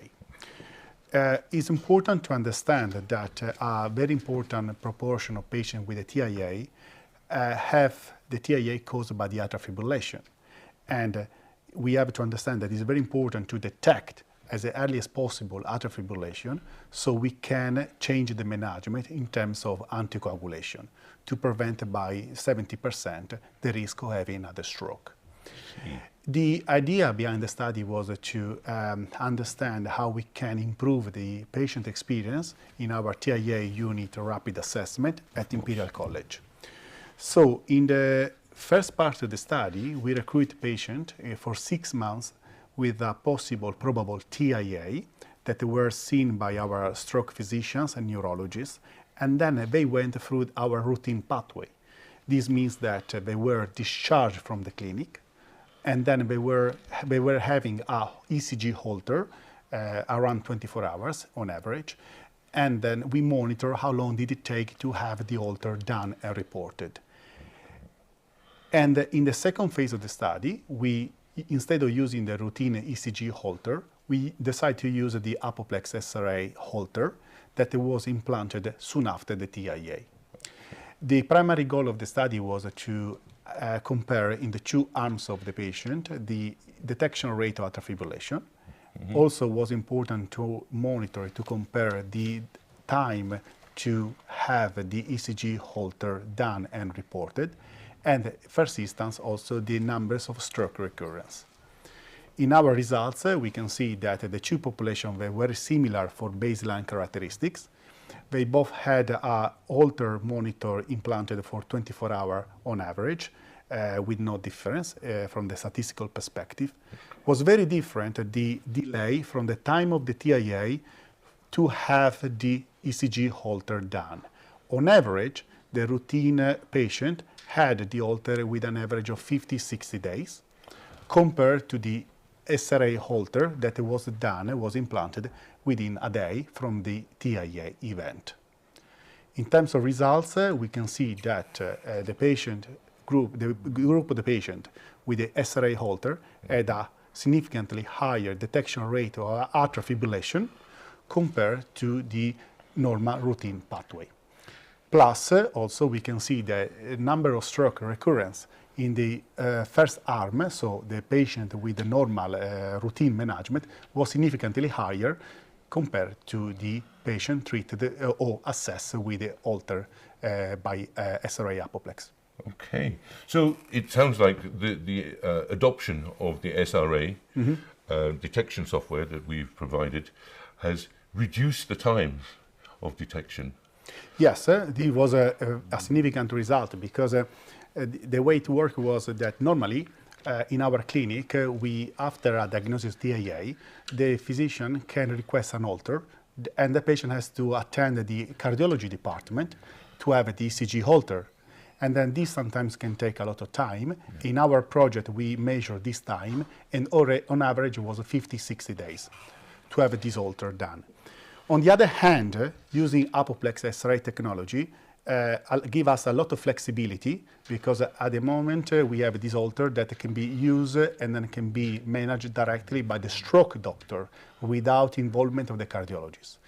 This means that you can choose your patient, and then as soon you see the patient that you think can be the right candidate to have the X-ray halter, you can consent the patient, and the patient can be sent home directly from the TIA clinic this time with the halter, rather than attending a cardiology appointment. This has cut significantly our waiting list, the cost as well, and then no necessary delays. That's fantastic. The fact that your patients are dealing with just your department and not having to deal with the timetable in other departments. Yes, this is as improvement. There is an improvement in the patient experience, because from the patient eye, you can see the patient is sent home from the TIA clinic by a stroke physician who explained the reason why you need to have an alter. And then after, for example, a week, we'll come back to the same TIA clinic in the same department. We'll see the same doctor who will detach the halter from the chest, will download the data, and in only 5 minutes, you will have the results, and then explain to the patient, in case of confirmed AF, what to do next. So the result is there in 5 minutes. Yes. So pretty much immediately while the patient is in front of you. Yes. And I expect it's much nicer for the patient to just deal with your unit rather than be passed around different departments in the hospital. Yes, absolutely. I think that from the patient experience perspective is a massive advantage, but also from the physician perspective, because as a stroke neurologist, we wanted to cut any delays, and then having a very complete assessment in a very short period of time. In our study, we documented 1 day to have the halter compared to 60 days is something very significant for us, important. Now, since then, of course, it was published in the British Medical Journal, and a lot of people have read it. I certainly come across a lot of people who talk to me about it, which is very nice. You've since then, as a department, gone on to adopt our services throughout your department. Now, in general, within the NHS, you have to put a business case through. Now, is this the process you went through? Did you have to make a business case to use our service? We made two main studies with Apoplex. This one that I mentioned was about outpatient setting. Yes. Previously, I did another study about inpatient, so the use of Apoplex when we had the patient are in our HASU, in our stroke unit. And then because of both significantly show the increased detection rate of atrial fibrillation, but very importantly, the Apoplex is able to shorten the time delay from the onset of stroke to detection of atrial fibrillation. I decided to write a business case, and then with the help of the managers, we were able to buy halters from Apoplex, and at the moment we are currently using, not in research, but in our clinical setting. In your clinical setting. And of course you'll be able to continue this with your bedside monitors as well. Yes, we are continuing using the Apoplex for inpatient, outpatient as well. Inpatient, outpatient. Well, that's excellent. How do you think, perhaps you already know, but the use of our service has changed the way that the department works? Has there been any sort of, there will be some small changes, but is there a larger general change? But I will define it as a revolution because the way we're working now is completely different. The way we were working in the past. Such a big difference. Completely is a revolution. So I make you a practical example. So we discharge a patient that doesn't need maybe physiotherapy or any inpatient stay from our HASU, and in the past we have to discharge and then waiting for the halter to be done. This, as you see mentioned already, it takes a lot of time. And then at the same time you have to follow up the patient till all the monitoring, ECG monitoring has been completed.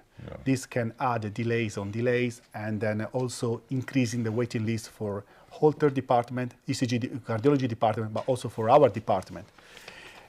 Now we are discharging the patient directly with the Apoplex, and then we have huge flexibility. We can decide together when the patient can come back, see the physician, we can download the data, and then we can discharge for our care. We are cutting waiting list time and then cost as well. That's fantastic. So it sounds like, I know this sounds a little bit basic, but whereas before the patient was going to a number of different departments, it is a one-stop shop. Yes. For within the stroke unit, and you can deal with the entirety of the patient problem, particularly with relation to atrial fibrillation, as you are. So, do you think there is a role in the future for increased artificial intelligence in detection of stroke, and how can that perhaps improve your services? No, definitely is the use of technology, of course, with the scope to improve patient care and patient experience is definitely something that we are aiming. We would like also to constantly update the way we do things at Imperial. I believe that new technology can help to make the right automated system to basically improve the patient care, and then especially very important to achieve a better diagnosis, a better definition of the cause of the stroke. Right. Now, I know in your pursuit of adopting our system and our service, that you had a number of hurdles to cross, not on the clinician side, but on the cyber security and the digital security side. Now we've accomplished that, so it should be easier for you to proceed in the future. Yes. Because this is a completely separate side of things. As we work on the cloud, we have to have all these extra things to do. I also was wondering, are you going to be looking to monitor how it goes in the next 6 months? For instance, we did talk about monitoring a study to see the patient satisfaction survey, yes, or even a staff survey to check that the thoughts in the study, the thoughts in the business case, and then we have to prove that these are delivered. Now, you've said that a lot of this is already delivered, but in the long term, to see some sort of satisfaction in the patient care and just ease of use. For instance, will you be monitoring your reduction in waiting times, or bed stays, or is it reducing the number of stays in overnight stays that individual patients have? These are all good things that I think that are requirements to do when, especially, you start with a new service. Right. We are pioneering the new service in our country, if you think so. So we are using a new device that is a automated process, not relying on the cardiology department. I absolutely believe it is something that is totally new. But like everything is new, it's important to monitor it, to control. From the patient perspective, you mentioned already, the idea is to involve the patient, of course, in this new system, in our department, to understand what is the patient satisfaction. When we were doing these trials with this study, informally I approached the patient, and we were very happy to see always the same face, to come back to the same room again, and then especially to have the report in 5 minutes. This is a massive game changer for us, also from the eye of the patient, if you think, because you are discharged from a clinic, then not with the promise that you have a test that will come in 2-3 months. Right. But you already are discharged with an investigation, with a test that is attached to your chest. And then you're coming back after a week, and then you will see your same doctor who will send you home a week before, that can download the data and give you a response in only 5 minutes. That can be very reassuring in either way, if you have or not AF. Also, automatically, if there is a AF detected in monitor, the same doctor can prescribe the right medication and send you home with the right prescription. So, from our perspective, it's very important that this will be seen in our future. Also, we will do a formal survey without involving the patient. Is important in our NHS always to understand what is the best way to satisfy our patient. And then for the future, we will see, of course, we want to continue to collaborate with Apoplex. Of course. And then the idea, of course, to combine clinical experience with new research, new ideas, in order to develop better our service. That's great. And from what you've said, the patient experience is much improved because the diagnostic starts straight away if we can use this service within the stroke units rather than have to rely on a separate cardiology unit. I was just wondering, how do the cardiologists feel about this? Are they losing some work or? No, we have a very good relationship with our colleagues, with the cardiologists. I think that we understand our frustration, if I can say so, in the sense that we know that if after an event, a cerebrovascular event, a stroke or TIA, whatever you want to call it, is of paramount importance to detect AF soon after the stroke. Yeah. And as I already always say in our meetings, the audit or the QI project I did and the research is not aiming to blame anyone, is not aiming to blame the service. We all know that our colleagues are doing the best that is possible. Unfortunately, it's a real life experience, but not only in my hospital, but in other settings. I believe that there is always a right way to collaborate further. We always stroke is a cerebrovascular disease, brain, but there is a huge interconnection with the heart. So we always need the collaboration with our cardiologists, and then we are aiming to continue along this path. But seeing as what we provide is purely AF detection, which is a very niche thing, from the cardiologists at other hospitals that use our service, have found that their workload has been improved within the cardiology department rather than being overloaded with extra. They have their own work and then they have extra work from the stroke unit. They are missing this extra work, and I suppose this keeps a budget within your department. You're not expanding your budget to pay the cardiology department as an internal market. We are using this new device is helping us, of course, to cut costs. It has cut costs. Yes, because we are using our internal device inside our department. We are using our workforce. But also can help the cardiologist. We can select the patient that really need another type of device, like the normal ECG holder. We can have a better patient selection. But Apoplex help us also to cut this so-called indirect cost. So for example, number of appointments that can go miss, the waiting list in our outpatient clinic, and so on. So I believe that we have a better way in which we can optimize our time, and then at the same time improve patient care.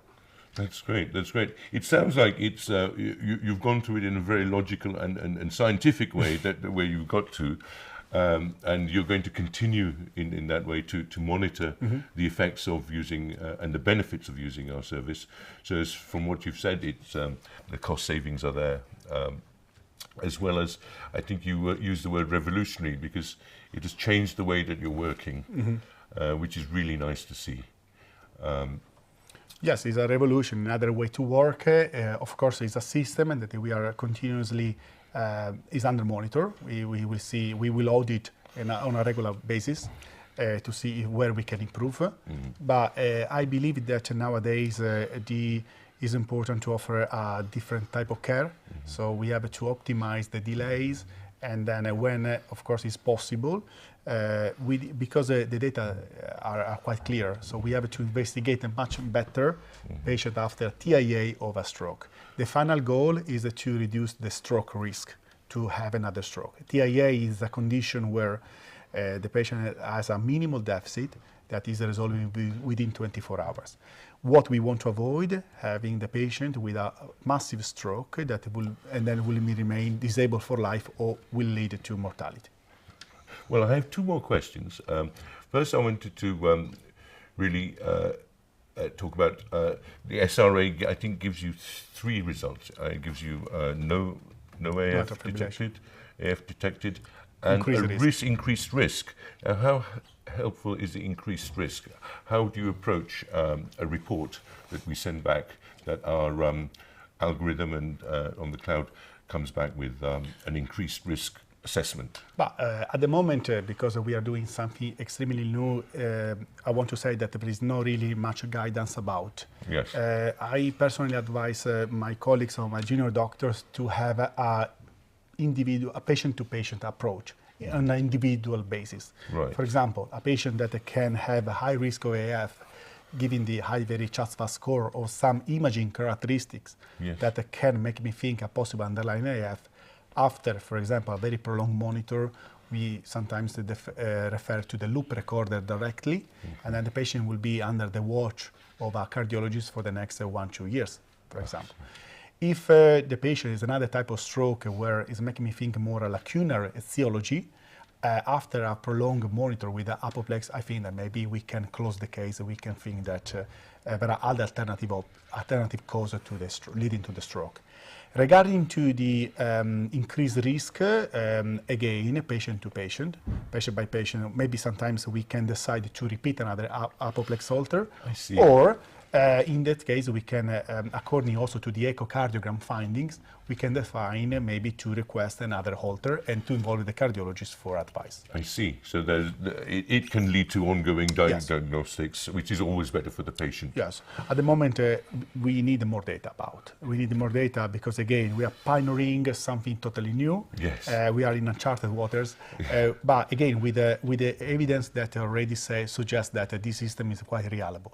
But we need more evidence, of course. And then we have to make our own experience, collecting more data, and in the future we can define better pathways. Okay. And we offer two services, the SRA and the SRA Plus. The SRA will give you the report on detected AF episode. But a doctor within the department would have to check it, maybe even have to send to cardiology, whereas the SRA Plus is our own cardiologist having pre-checked when the software has actually detected some AF. I think you chose the SRA Plus.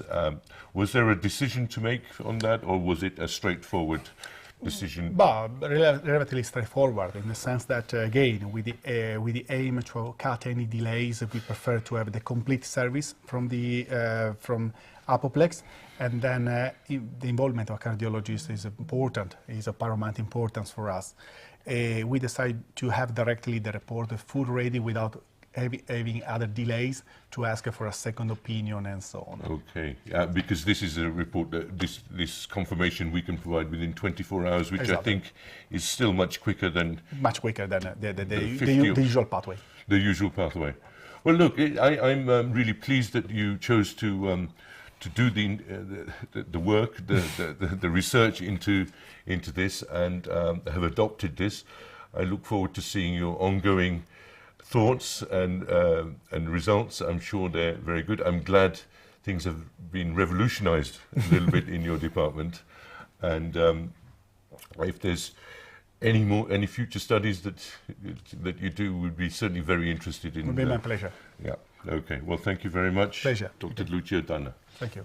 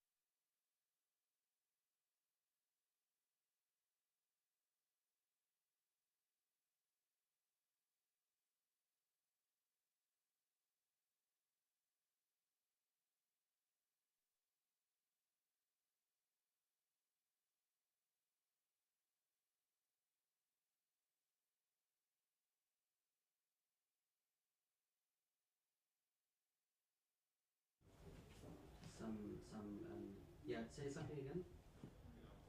Okay, my name is Diana. 3 children, and I'm a full-time mom, always, and also work as a patient advocate since I suffered my stroke. I think 2 more people, right? The other 3 more people. Speaking for me a little bit, sorry. Yeah, and I was eager to get the YouTube, the Esoc channel to watch later. Yeah, she's already more, so sorry. But I have to do that business here. My colleagues from the Stroke Survivors Organization, with all my friends, because I think it's very important for them to see that after stroke, life has a new meaning, and life doesn't end. It's a life worth. It's a life saved is a life worth living. And should I talk much more? No. Okay. Yeah. Okay.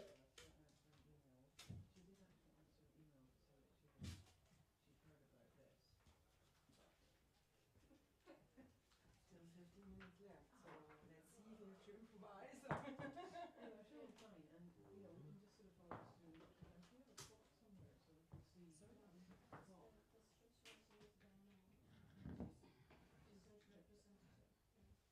She's the patient, and she's on Zoom. She's on Zoom, yeah. She's on screen. What's the voice you heard already? Yeah, she's on. And you will see her on the screen there. Yeah. Okay. And here. So, do you want me to introduce her, or if Arlene does not come? Then it might be nice that I can introduce you, and then you could, or we can introduce everybody at the very beginning, and then I can hand over to you to do some questions. Is it better if we kind of spread the questions around a bit, and you can sort of interact with Diana? Is it possible to get a copy of this? No. No, print it here. Because I don't. Or you just Because I don't know the because definitely. I have a pen and It's not a problem at all.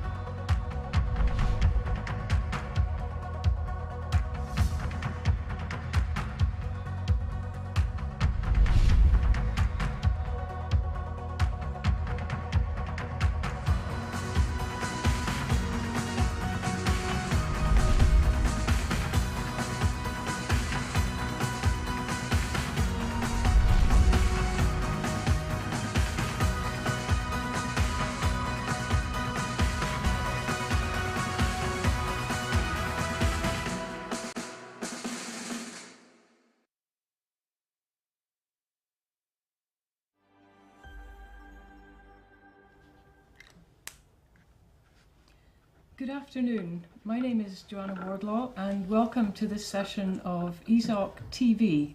This afternoon we're going to be concentrating on reducing the burden of stroke and hearing about the patient and provider perspectives. So first I would like to introduce my co-chair, Dr. Simona Sacco, also upcoming president of Esoc. Simona. Hello, Joanna. It's my pleasure to be here and to have this discussion on how we can reduce the burden of stroke, and we have the invaluable contribution of both patient representatives and care providers. So welcome everyone. We have Diana Wong. She is a patient representative. She's online via Zoom. We have Arlene Wilkie, CEO of the Stroke Alliance for Europe. Welcome. We have Melinda Rolsen. She's the Chief Operating Officer of the Stroke Action Plan for Europe. And we have Diederik Dippel, the Chair of the ISO Stroke Unique certification. So welcome everyone. So thank you. So first of all, we'd like to hear a little bit more from the patient perspective. So Arlene, perhaps I could hand over to you and we can hear a bit more about Diana's personal experiences. Of course. Thank you, Joanna, and thank you, Simona, for the introductions. Diana, hello, how are you? Hi, Arlene. Hi. It's so nice to see you. Good. Where are you today, Diana? I'm at home in Sintra. I live in Sintra, Sintra, Portugal. You should all must come to Portugal and visit me sometime. Thank you. And thank you so much for joining us by Zoom. We really appreciate it. Diana, we just wanted to talk to you a little bit today about your stroke and about your experience. Is that okay? And do you want to just share maybe just a little bit about your stroke experience with us today? Yes, I can resume my story. I suffered a stroke when I was 34 years old, 12 years ago. And I worked as a journalist, but I consider myself an healthy woman. I already have two children, and from one minute to the other, my life changed drastically. 1 minute I could stand by myself and do things, and the other minute I was lying on the hospital bed. My husband was feeding me. The nurses were around me to change me my diapers, and I couldn't walk or even sit on the bed. And I had to learn everything. And then when I said everything, it's really everything from the beginning till now, because a stroke survivor has to learn. I had no communication problems, but sometimes some stroke survivors have to learn how to talk and how to write. I had no issues about that, but I couldn't move my right side or my left side. Now I have hemiplegia and I don't move my left side for my activities, but now I can walk by myself. I don't use a wheelchair. I drive an adapted car. I was even I had even a third child after I suffered a stroke. So it's been quite a journey since 2011 till now, because I so many challenges for me and for other stroke survivors to deal about rehabilitation. Thank you, Diana. I think it's a difficult story to hear, and thank you for sharing it, and your passion for sharing your story really does shine through there. Could you also tell us maybe a little bit about what went well during your journey, and maybe what could have been done better to have made your life better after your stroke? So what went well, and what could have been done better for you during your journey? Yes.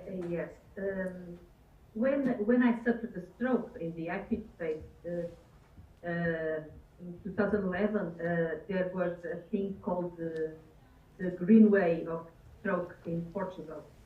But unfortunately, when the fireman came to my house to see what I was having, I was lying on the floor crying, and my husband was saying, she doesn't move her arm, she's talking funny, I think she's having a stroke. They thought, no, this is anxiety, maybe she's panicking, and this is not stroke because she's very young. And they failed, okay? But when I arrived at the hospital and I had another convulsion, and the doctors really see that I was having a stroke, that I was only 34, but stroke doesn't only happen to older people. Sometimes children have stroke. And I think it's the most important, and it was very important for me, to have access to a rehabilitation. Since the first day at the acute phase in the Hospital de São José, I had access to a physiotherapy.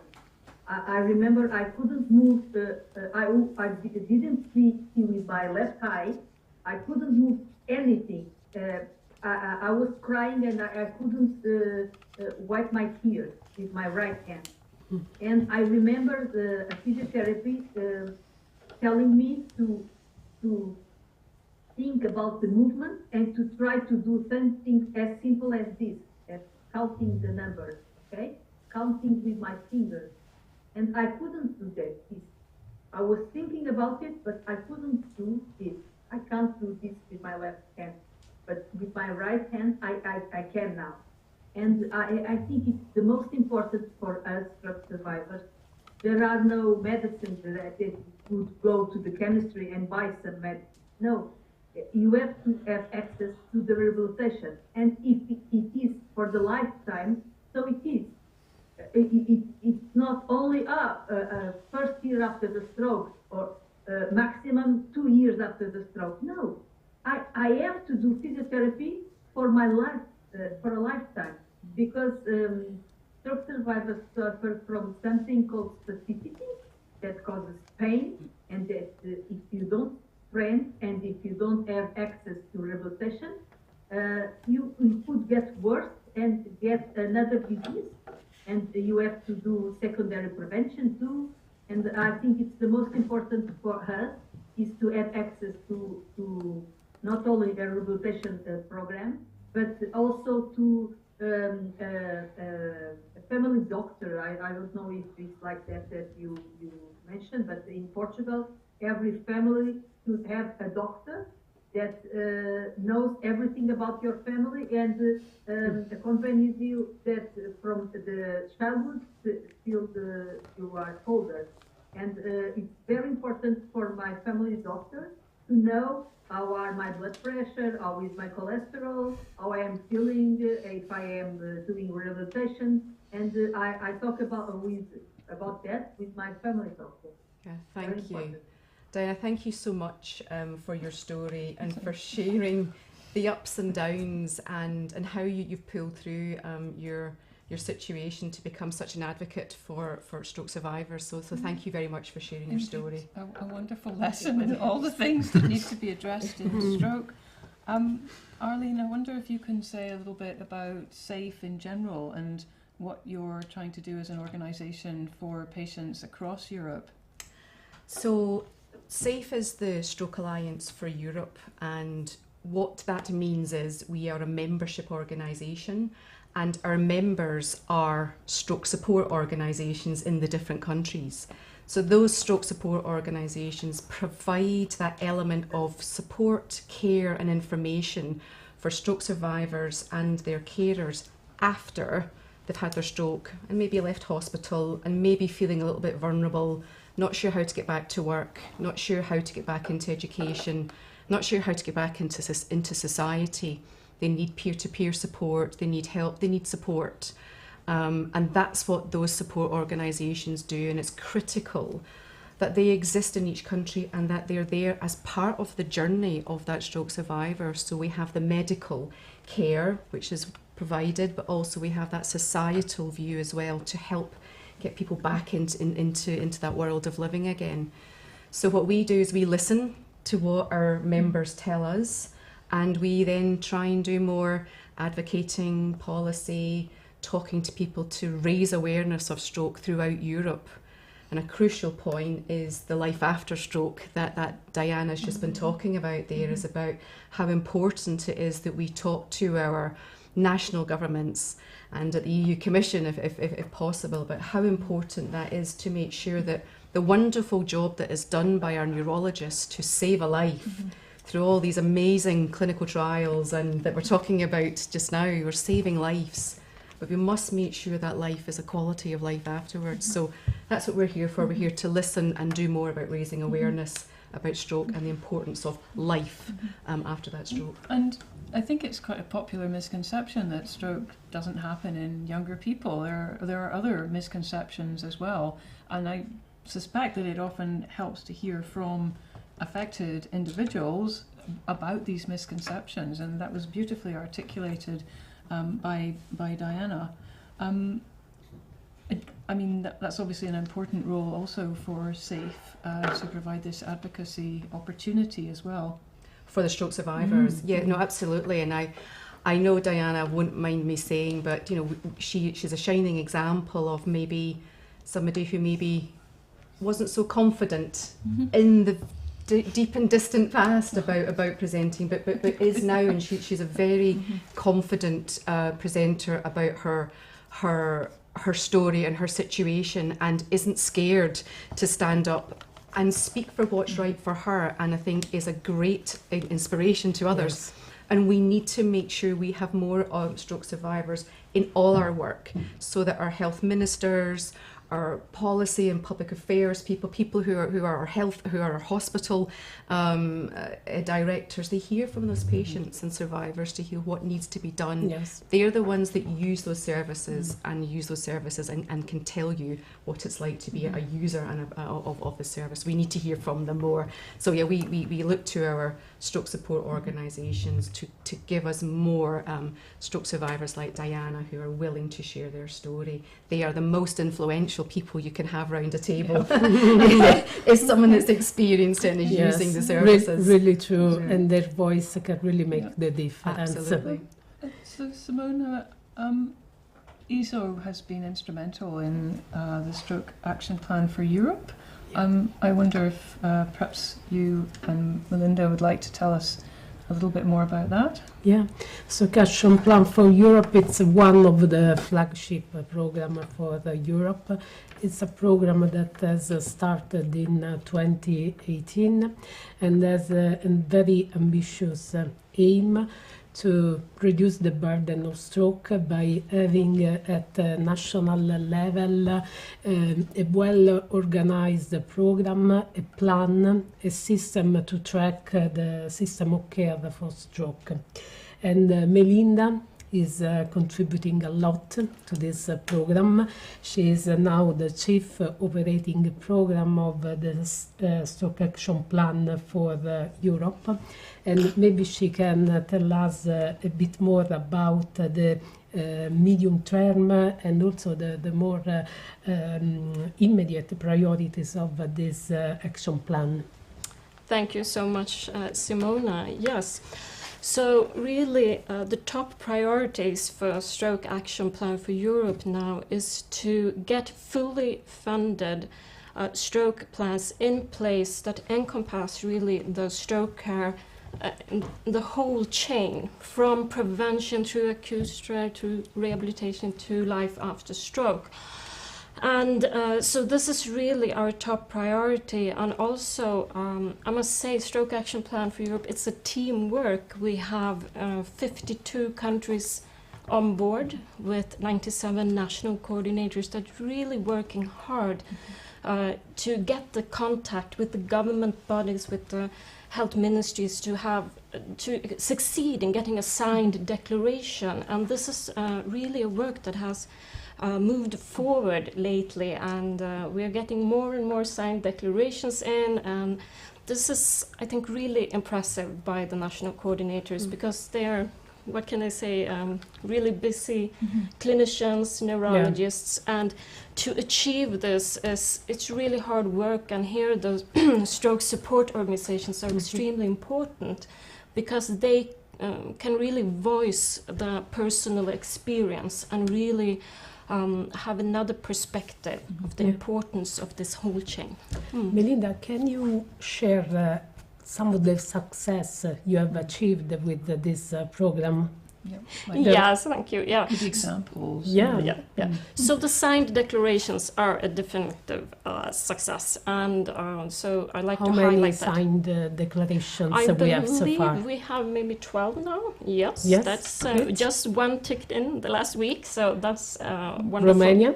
Yes, that's true. And also, I really believe that to put it in perspective, that we have the numbers that it's 872 million inhabitants in Europe that have a dedicated national coordinator in the Stroke Action Plan for Europe. I think this is, it puts perspective to it, actually, and I believe that is a success, this teamwork. And yeah.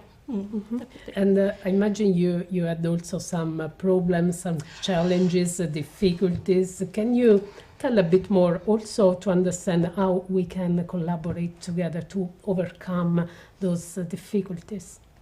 Yeah, so of course this Stroke Action Plan, as you said, was started in 2018, so it has taken years to actually establish this good relations, and it takes time, and it's a work that we have to do together to succeed. And I really believe that spreading the word and raising awareness is extremely important in achieving these targets that we have set for ourselves in the Stroke Action Plan for Europe. So I just feel that yes, there are a lot of challenges, but this team spirit is really there, and it's building, and it's been a wonderful process. Thank you.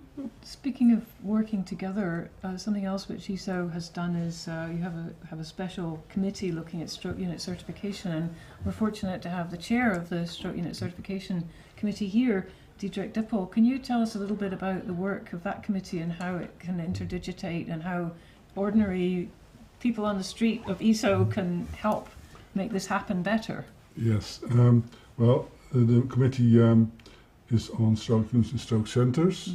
We make a distinction between those two, and we're actually working on a 3-level certification. That's primary stroke centers, thrombectomy capable stroke centers, and comprehensive stroke centers, just like the Joint Commission in the USA does. It's more complete, I think, and you have to. There's a discussion about what is a stroke unit. And even this morning at the Precious trial presentation, there was a discussion about it. And what we say, it's a dedicated area in a hospital, part of a ward, complete ward, with trained professionals, professional medical personnel, not only doctors, but especially nurses, stroke nurses, and stroke paramedics. They should be trained. They should be trained every year, every 2 years, and sometimes we forget that. And they should have protocols. That's an essential part. And they should collaborate with several other specialties: cardiology, rehab, physical therapy. And they should be able to do good stroke workup and treat with thrombolytics. That's the basics of a stroke unit. And they should have the ability to do follow-up. I think and there's a link with the Stroke Action Plan, I think. Yes. Have you ever been in the position where you've been asked to give a certificate and you've not been able to because whatever the unit was didn't meet your criteria? Yeah. And are there typical things that people fail on, or that they just need to give more thought to? Yeah, that's what we see. Some hospitals have done work on getting their stroke unit operational and did a lot of good things, but then stopped working on it. And sometimes the head of the stroke unit is a neurologist specialized in inflammatory disease. That's not the way we want it. No. So it should be clear that someone is involved in stroke and does a little bit of research by participating in clinical trials. You don't have to do it yourself, but participate and do training of your personnel. Okay.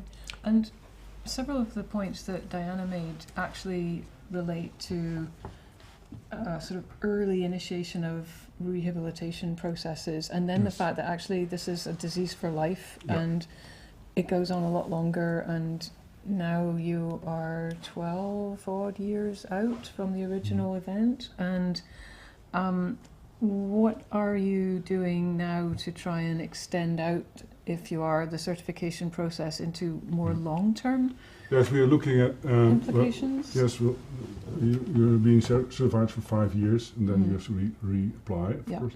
And I think you have also you should have responsibility for the complete stroke workup from home until always. Forever. So forever. The chain should be you should look at the chain and keep that in order. That's important. So also your ambulance personnel and also your GPs in your region. And you should look around you and look if there's patients that are not going to a stroke unit but to internal medicine in a small hospital around the corner. That's not what we want. And from your perspective, have you spotted inequalities across Europe in availabilities and the level of those stroke units we don't have ask for certificates? Yes, we know that in some countries the rate of thrombolytics and the rate of thrombectomies is quite low. But we don't say you need to do so many % of your patients. That's a too strict criterion, I think. But you do need to do a certain number just to keep your experience going. Okay. So just opening up the discussion, and Diana, please perhaps speak out too if you want to say something. Here we have the opportunity at ESO, a large group of people, and we continue to collaborate throughout the year, and with SAPI and SAFE, a lot of opportunities. What do people feel would be very, most helpful, or ways in which individuals can help to move things forward so that outcomes become better and we can even reduce frequency of stroke in the first place? I've got lots of ideas. Okay. Speak. I would say the first thing they should do is read the Stroke Action Plan for Europe.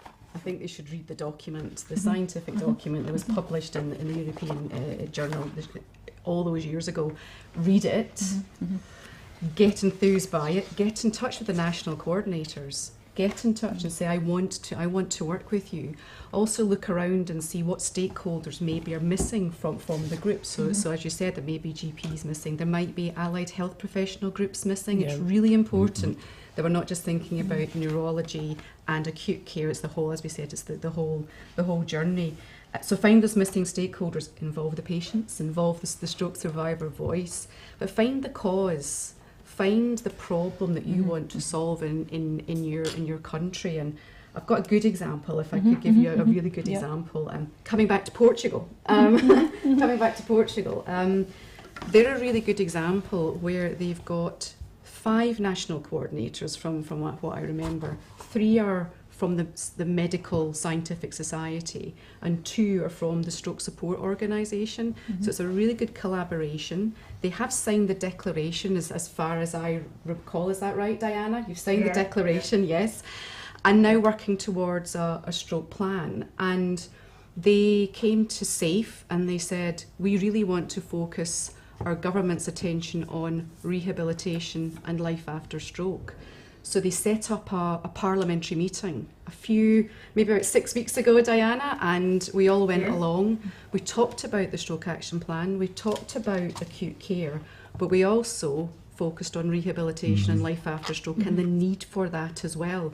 So that for me is a great example of medical stroke support coming together, finding a cause and an issue, but then also taking action and actually going to the ministries of health and having that group session to say, these are the problems, what are you going to do about it? So that was, for me, a really good example. And if I can add, it's if we want to influence the politics, especially at the EU level, it's very important to find synergies with other parties that may share a similar interest. And this is what we are trying to do within Esoc. We are working together with the European Academy of Neurology and the each European Organization for Cardiovascular Health in order to speak as a common voice so that all together we are strong and we are more healthy. Yes, it's important to find, the common ground, and the voice becomes stronger when we are together. I was wondering, we've quite well defined what a stroke unit is and what it's doing, but rehab, that's a different story. And life after stroke. Yes. Yeah, we don't know what the minimal requirements are. So we may need to also help our national coordinators with that. And I also would say for the ESO members that also research. So today has been a lot of research around acute and about the amazing stuff that's happening in hospital. That's great. We also now want you to look at, okay, let's look at rehabilitation. Let's look at life after stroke. Let's make sure that the wonderful job you do to save a life is then, we're seeing new research and it's sustainable with new research and new guidelines being written for life after stroke. So I would call for new research as well. Diana, maybe she wants to join and add something. I absolutely agree with everything that you said till now, and I am one of the national coordinators of the Stroke Action Plan in Portugal, and I was involved also in the part of the life after stroke, in the building of the Stroke Action Plan, in the part of the life after stroke. And I'm always open to work with other patient advocates that want to improve the life after stroke and the access to rehabilitation for us stroke survivors. Okay. Yeah. I would definitely share the impression that there's a lot of focus on the hyperacute and acute end, quite rightly. Yeah. However, there are other types of stroke, and there are, lifelong problems after stroke which probably do not receive in fact, they don't receive the degree of attention that they should do, and perhaps we need to elevate those more in the sort of lexicon of interests across stroke, and perhaps there are ways in which ESO could encourage that even. So I'm conscious of time, and we're getting close to the end. We've got a busy day tomorrow. Is there anything that you're particularly looking forward to tomorrow? Yes, there are a lot of sessions looking forward tomorrow. We have plenty of scientific sessions.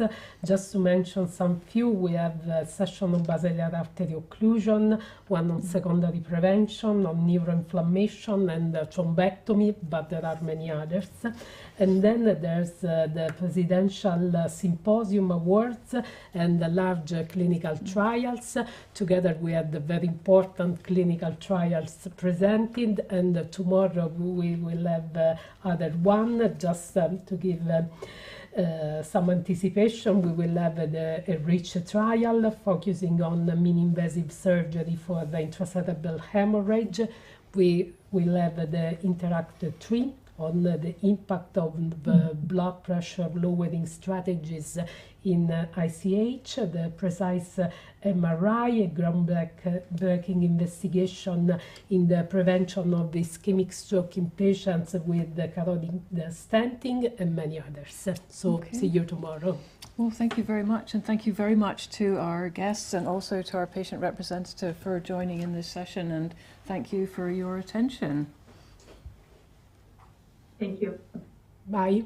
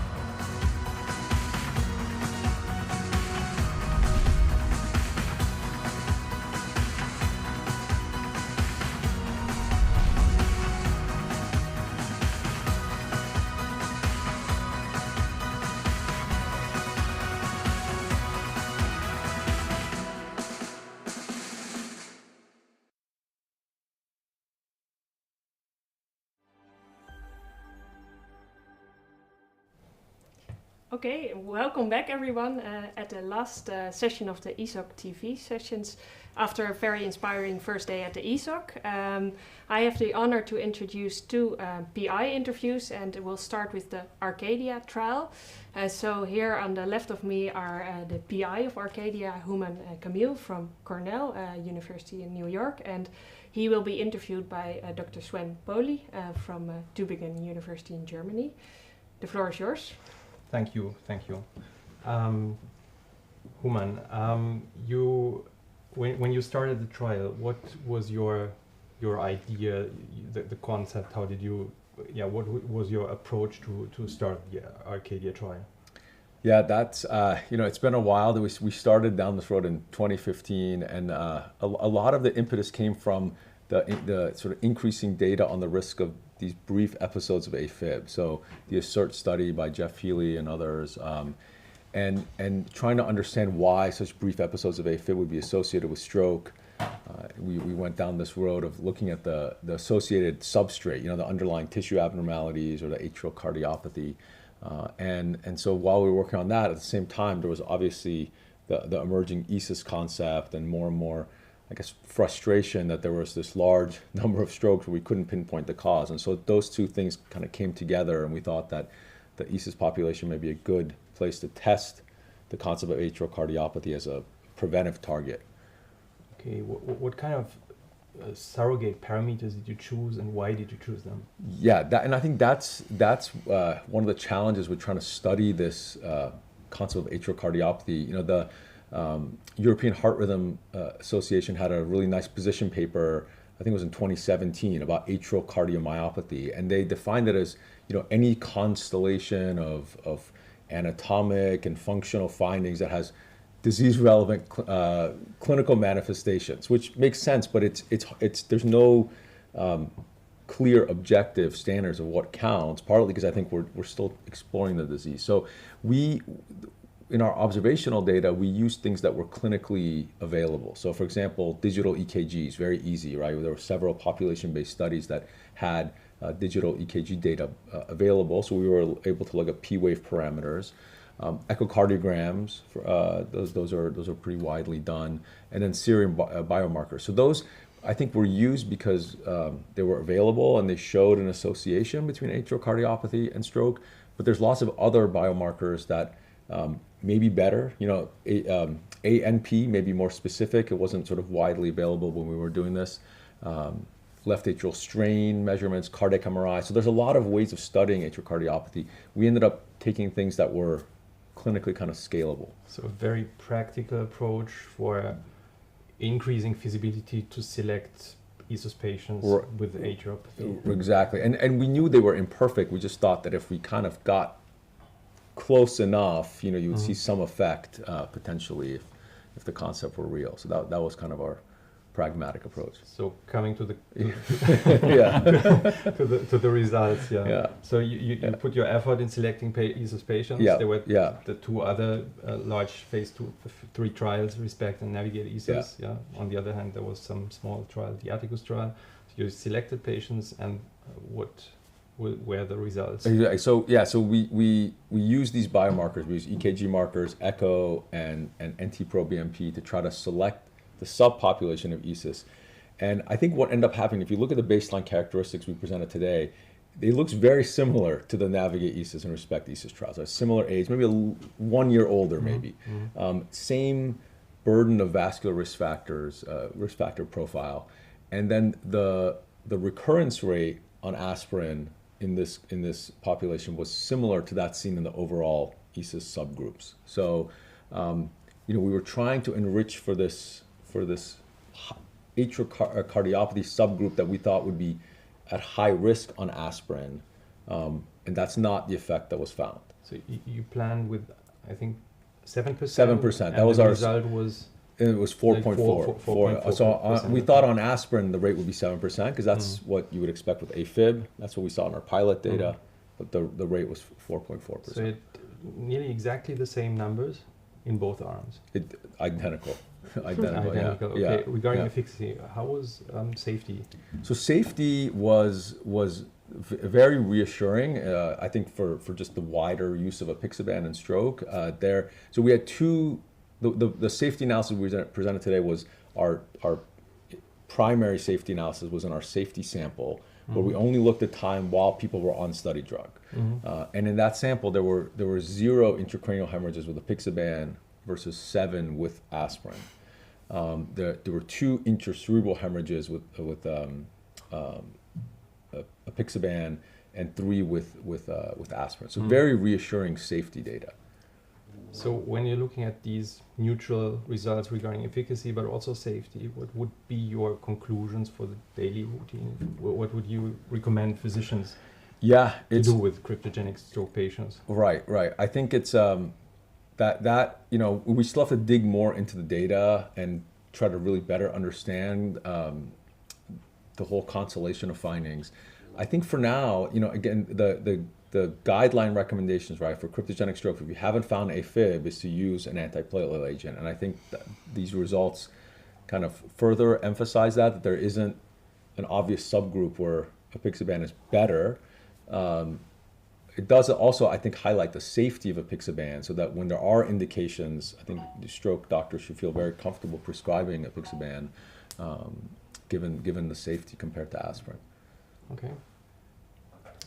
Yeah, thank you to both of you. And so now we'll move to the ELAN trial, and I'll give the word to Professor Simona Sacco. Yes, thank you. It's my pleasure to interview Urs Fischer, the PI of the much anticipated ELAN trial, presented today and simultaneously published in the New England Journal of Medicine. So first of all, congratulations for this achievement.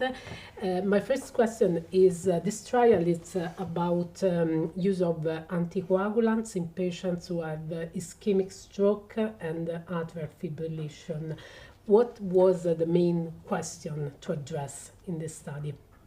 Yes, thank you very much. So I am a clinician scientist, and the main aim of my research is to answer clinically relevant questions with randomized controlled trials. And back, it was already roughly 10 years ago, I always had juniors coming to me and sort of asking me, when can I start anticoagulation in these patients? And we tried to find evidence. There was no evidence. So that was mainly the reason why we decided to design the ELAN trial. And we used an imaging guided approach, because normally we as clinicians, when we have a patient with a stroke, we look at the images and then we classify our patients. We look whether it's a major stroke, a moderate stroke, or minor stroke. And that was the rationale, that we used an imaging guided approach, and then we randomized patients into early treatment versus late treatment. Early means in patients with minor and moderate stroke, based on imaging, we started to randomize them within 48 hours, patients with major stroke at day 6. And we compared these patients with the 3-6-12 rule, which was the Diener's rule, which was used at the time. And so that was the design of the trial. And did you include in your study also patients that were treated with thrombolysis or thrombectomy? Yes, we also included these patients because ELAN is a pragmatic trial. So we wanted to reflect a little bit also the real world situation. And that was also the reason why we were extremely keen to perform this trial, not only in Europe, but also in the Middle East. And we also had sites in Japan and India. And do you think that the baseline characteristics of your population really matches the patients we see in our daily clinical practice, or you spotted some differences? Yes, I think more or less. Overall, the median NIH on admission was 5. Prior to randomization was 3. That's rather low. Nevertheless, in our classification, more than 1/5 of our patients had major stroke. Nevertheless, there were patients which we were excluding. Patients with a parenchymal hemorrhage type 1 and 2 were excluded from the trial, and also patients who were on therapeutic anticoagulation at the stroke onset.